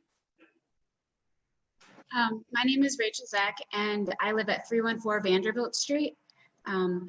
I pretty much just echo what everybody's been saying in agreement to this project. I've been in this district, District 39, for about 5.5 years, and I love this neighborhood, and I think that this project is going to be a great addition. And I love that they're bringing in more apartments and affordable living so that we can see our community thrive. So I just thank you for considering this project. Thank you, Rachel. Next, we'll hear from Rebecca Dennis, followed by Geraldine Beauville, who will be the last speaker on this panel. Starting time. Good afternoon. I want to thank you for your time. I just would like to say that I echo with everyone who's for this project, and for me, it's personal. I have lived in this district for almost 28 years, but I speak not only for myself, but represent a family of 3. Before my husband and I got married, we had a very hard time looking for affordable housing within the district. Our search took over a year and kept us from getting married sooner because we wanted to make sure that we had housing first. We have since made another move due to needing more room for our baby. And we've been blessed with enough space and affordable rent, but only because we knew the owner of the property. Otherwise, it would not have been possible. This housing, however, is temporary and will only last a few years. I'm concerned about the daunting task of finding affordable housing again that will be big enough for our family of 3 or more. Knowing that more affordable housing may be available in this district in the future gives me hope of housing security for my family in the future. Therefore, I am for the rezoning. Thank you. Thank you, Rebecca. The last speaker will be Geraldine Beauville. Starting time. Hi, my name is Geraldine Beauville. For the past 30 years, I have lived 7 minutes from International Christian School. My children have been enrolled as students at the school for the past 7 years. I appreciate the small classroom environments of less than 15 students.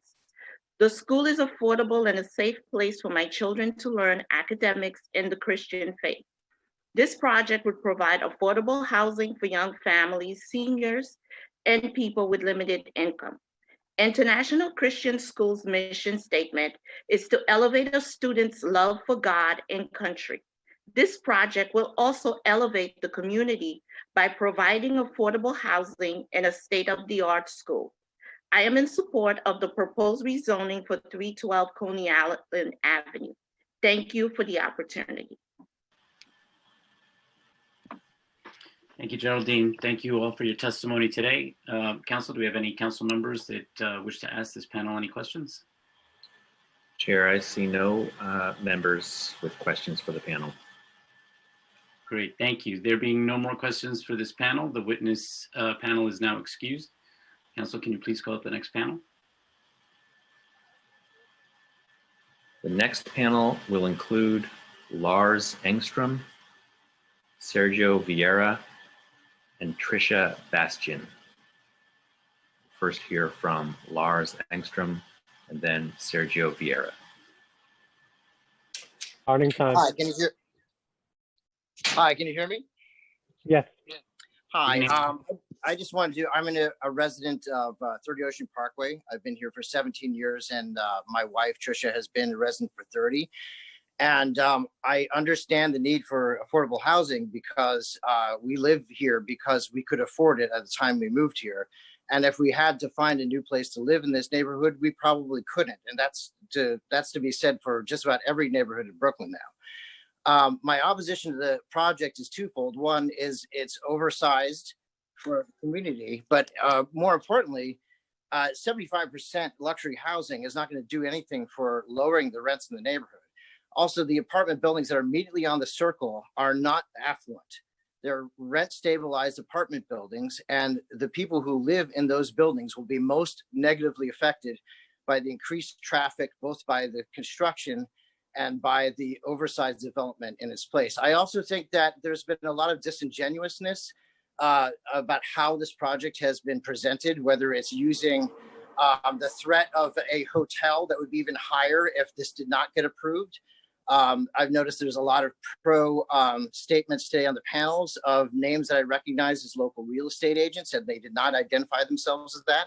And also the claims that they, from Councilman Brad Lander, that the church is an integral part of the community. I have had friends who have been congregants and even had students, kids and students, but they never post any sort of schedule of when their services are. And frankly, one of the pastors there, the one who spoke earlier, is an outspoken LGBTQ plus opponent of those rights. And I don't think that reflects the neighborhood, unlike the Episcopal Church down the street that openly posts for its services, allows the space to be used by self-support groups. I don't think that this is above board. And I think that there is a definitely need for affordable housing, but this is not an affordable housing solution. It's false. Okay, thank you for your testimony. Moving to the next panelist. The next speaker will be Sergio Vieira, followed by Tricia Bastian. Starting time. Hello. Thank you for giving me the floor. I'm also against rezoning for such a massive development. And essentially, one of the concerns, besides all the concerns already identified, it's how the 75% of luxury units will impact the displacement of middle-income families in this area, and how this essentially contradicts the city and also Council Member Lander's attempt to have a more integrated neighborhood and schools. As we know, this building is about 278 units, which means 900 residents, 75% of which will be high-income residents. And we tend to oppose that with the 20, or to look at the 25% of MIH, but that will not be enough to offset the impact of those 75% luxury units. So I think if we really are serious about having more integrated neighborhoods and schools, there should be a more consistent and coherent policies between the school policies, the social policies, and the approval of this type of development. As of now, I see here a negative impact and to essentially aggravate a trend that we already have seen in this area, but also in Brooklyn in general. And so I don't think this will really benefit middle-income families. Thank you. Thank you. Thank you for your testimony today. The last speaker on this panel will be Tricia Bastian. Starting time. Hello? Hello? Go ahead, Tricia, we can hear you. Oh, thank you. I just broke my glasses. So first of all, I just want to start. I've lived in the neighborhood for 30 years since I was a young woman. My chant for all of the neighborhoods in New York City and all of the boroughs is we've got to stop lot line to lot line developments that crowd the sidewalk and leave no room for a dandelion, no room for grass that remediates water because we've got climate change. And this neighborhood is at the bottom of the hill. We have massive problems with standing puddles, large puddles. And we need to, oh, sorry, I should hold the camera back. I was just told. But I just want to say, Mr. Bernstein, I've got all these papers. Everyone said, I think he texts, Frederick Law Olmsted designed that corner as a sweep of open air and space, giving breathing rooms to the other buildings and to pedestrians and people walking by.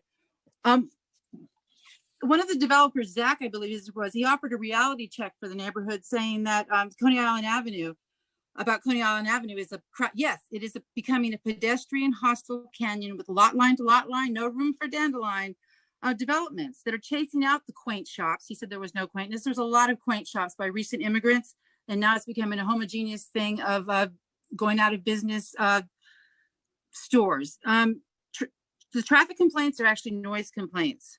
And shifting the bulk of the building towards the park will be blasting noise directly into the park, directly across the lake, which is a great, and then also this design, it replaces the open areas and trees, they're remediating carbon. I just can't say that I want a school, I want a building, I want some amenities, but it doesn't have to be to the sidewalk. There's a beautiful sweeping lawn with beautiful trees. And I believe that this thing is out of context is something. This doesn't belong really anywhere in a neighborhood.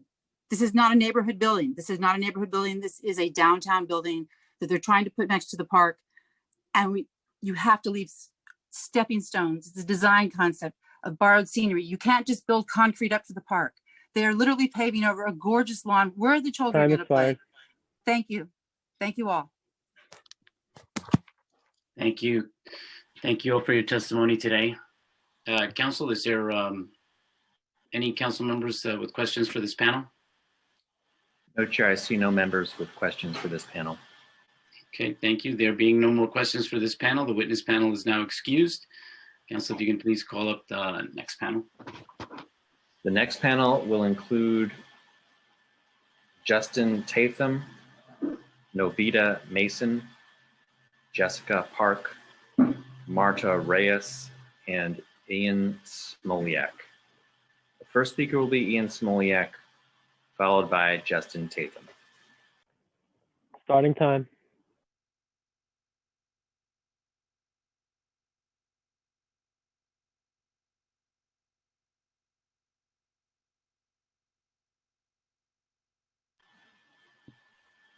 I see. You gotta unmute yourself. Hello.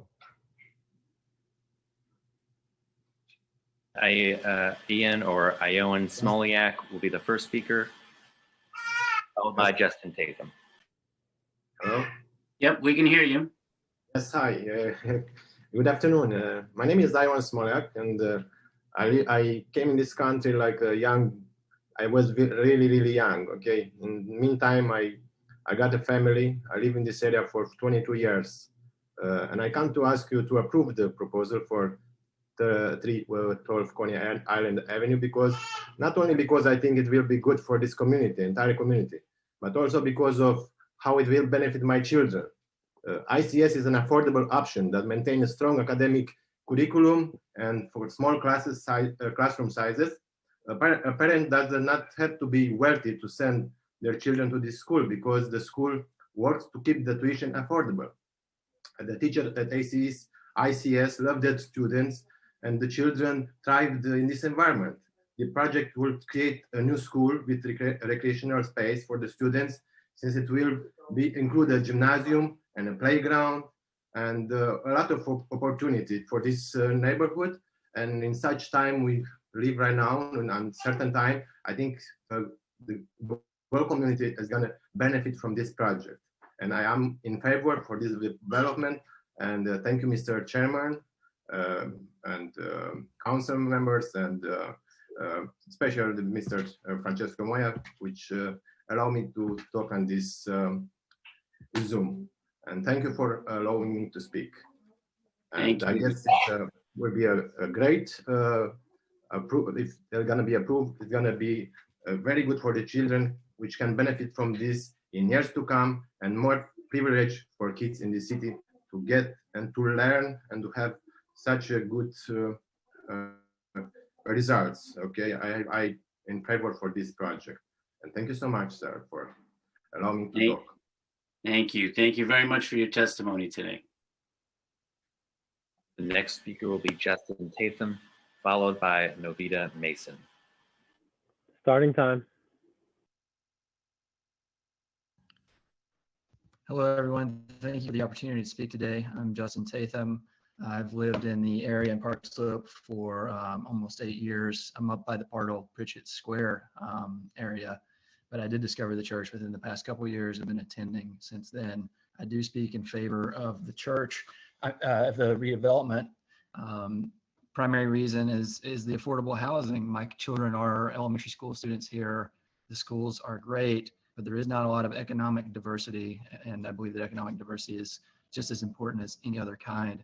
And 70 affordable housing units, that's dozens and dozens of kids who will have the opportunity to grow up right on the park and enjoy, you know, what is a true blessing for children, you know, play out there every day, learn to fish, learn to ride a bike, just real opportunities that wouldn't otherwise exist.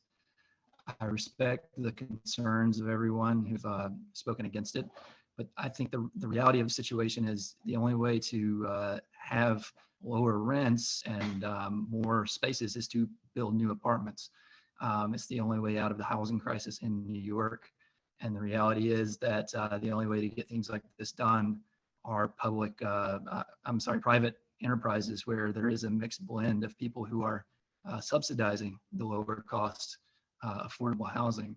So I think it will be a benefit eventually economically as well, and that you'll, within a few years of this development, you will see shops, restaurants, all the things that surround Bartle-Pritchett Circle up by the Pavilion Movie Theater. You'll see things like that start to open up. That's jobs that impacts people's lives on a daily basis. And I think that's even more important as we come out of a pandemic where we have economic opportunities and are helping people who need to move into what's a great community. Thank you very much for your time. Thank you. The next speaker will be Novita Mason, who will be followed by Jessica Park. Starting time. Hello, everyone. My name is Novita Mason. I am a resident of Ditmas Park. I am a parent of 4 students that attend International Christian School. As a parent, I must say I love this school, academic-wise, spiritual-wise, and overall it's just a safe place for my children. I'm very excited about the new development plan for the building. The improvement will bring more classrooms, more programs, and most importantly, it will bring a gym for our students. This plan will not only provide an upgraded building, it brings equity to the neighborhood and for our surrounding neighbors. I think this is a much needed project for our area. It provides homes for new residents and quality education for our children and an overall improvement to our community. Thank you. Thank you. The next speaker will be Jessica Park, followed by Marta Reyes. Starting time.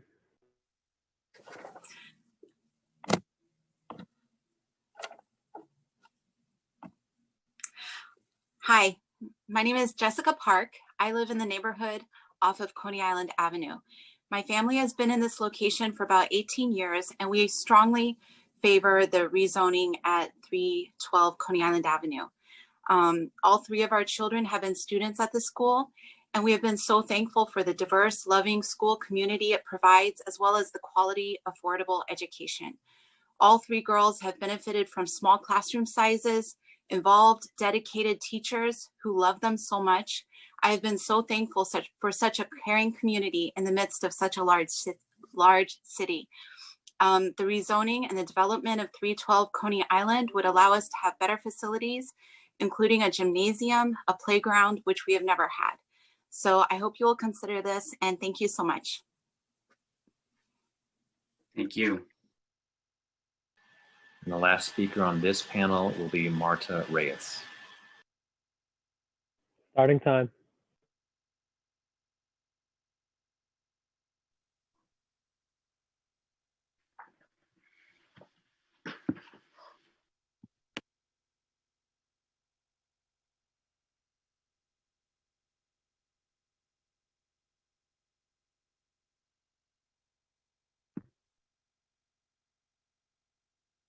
Martha?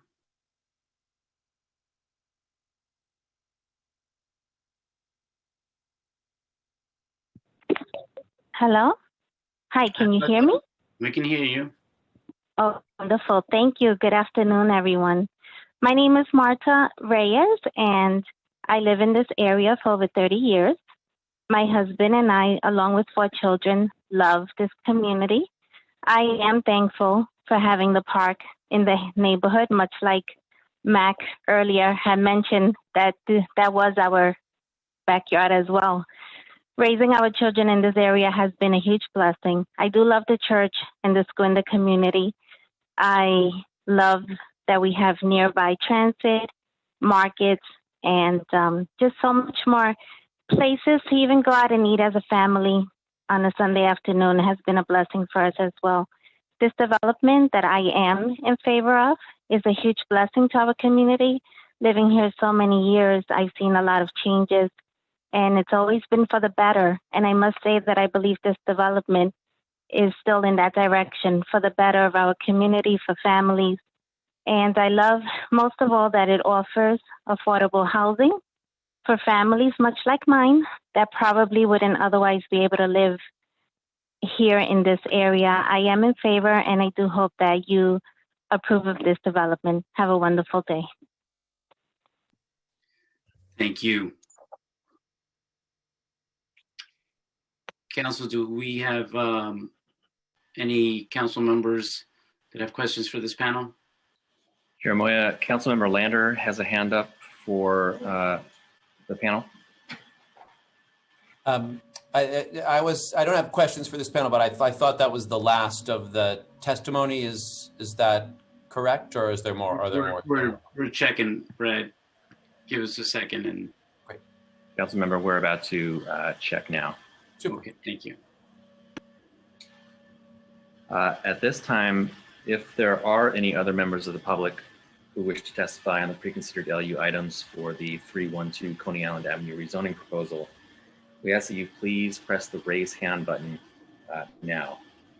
And we will now stand the meeting at ease briefly while we check for anyone remaining waiting to testify.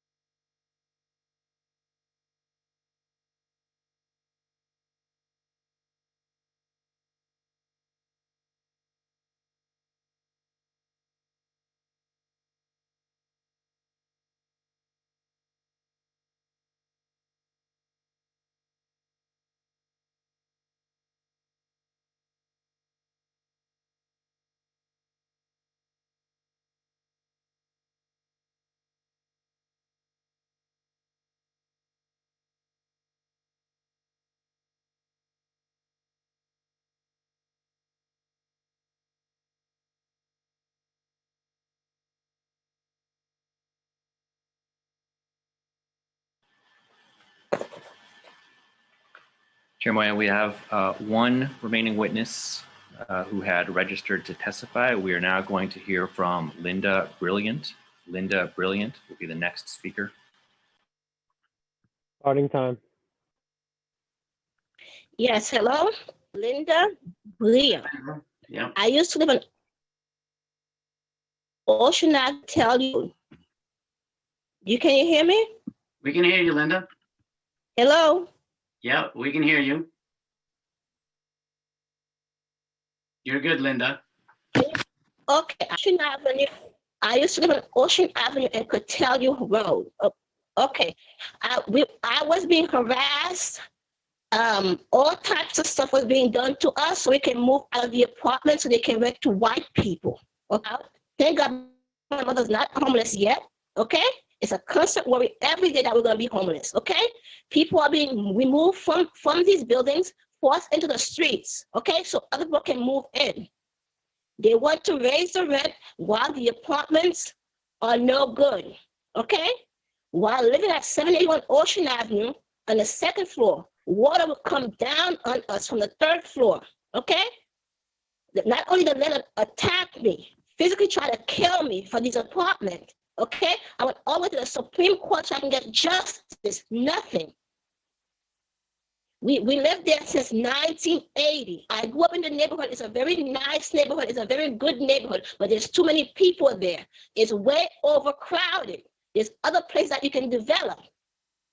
Okay, I don't mind moving, but because of the landlord, I was blocked from working. If I was working, I would gladly move because there's too many people living in that area. Not only people are being forced out of their homes, but we have no decent bathroom to use. The streets are filled with human feces. You're saying COVID, but the street is dirty. How can you not get a disease from all the feces in the street? We're being moved, we're being thrown out of our homes so other people can move in. And the rent is sky high. It's too much development, too many. If you look at the Cotelli Road train station, it's packed. But if you go to Beverly Road train station, there's nobody there. I used to go to the Cotelli Road train station. I had to leave the Cotelli Road train station because there's too many people on that station to go to Beverly Road because there's nobody on Beverly Time Road. expired. Linda, if you could, can you just, for the record, can you just tell us which project you're testifying on? I'm testifying on people being thrown out of their home. I got There's it. too many. Just, There's too many. There's too what many. project is the one that you're testifying on? I don't know about anything about any project. All I'm saying is too much development over there. It's too crowded. Right. Are you talking about Coney Island? I'm talking about all the area. Okay. People are Thank you being so thrown much. out of- Thank you, Linda. Yes. Thank you. Thank you. Council, any other panelists? Chair Moya, there are no other witnesses who are registered to testify. Do we have any council members who wish to ask this panelist any questions? I do see that Councilmember Lander has a hand up for a statement. Sure, I was just looking to make a kind of closing statement of gratitude for all the testimony we've heard so far. Is it okay to go and do that, or do you want to close the testimony first? Let me excuse the panel and then I'll turn it over to you. Thank you. Thank you. So if there being no other members of the public who wish to testify in the pre-considered LU items for Coney Island Avenue rezoning items,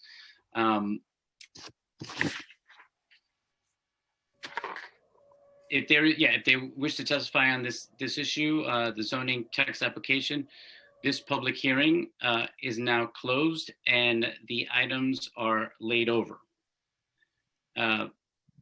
Before we go and conclude today's business, let me turn it over to Councilmember Leonard for some very brief remarks, please.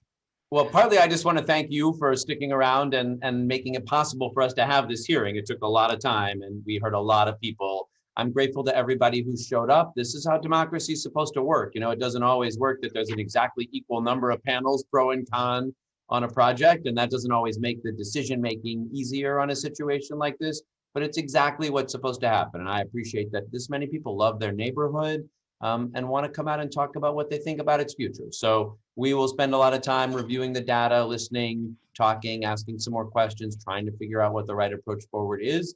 but I'm grateful for everyone that took the time today. And I'm especially grateful to Chair Moya and to the staff of the committee who make it possible for us to do this, even though they live far away from our neighborhoods in a lot of cases. So thanks to everyone who participated, and we will be following up in the near future. Thank you, Council Member. And that concludes today's business. I would like to thank the members of the public, my colleagues, the subcommittee council, land use, and other council staff, and the Sergeant at Arms for participating in today's meeting. Thank you to our council, Arthur, who's always keeping us on track in these long meetings. Thank you, Arthur. This meeting is hereby adjourned.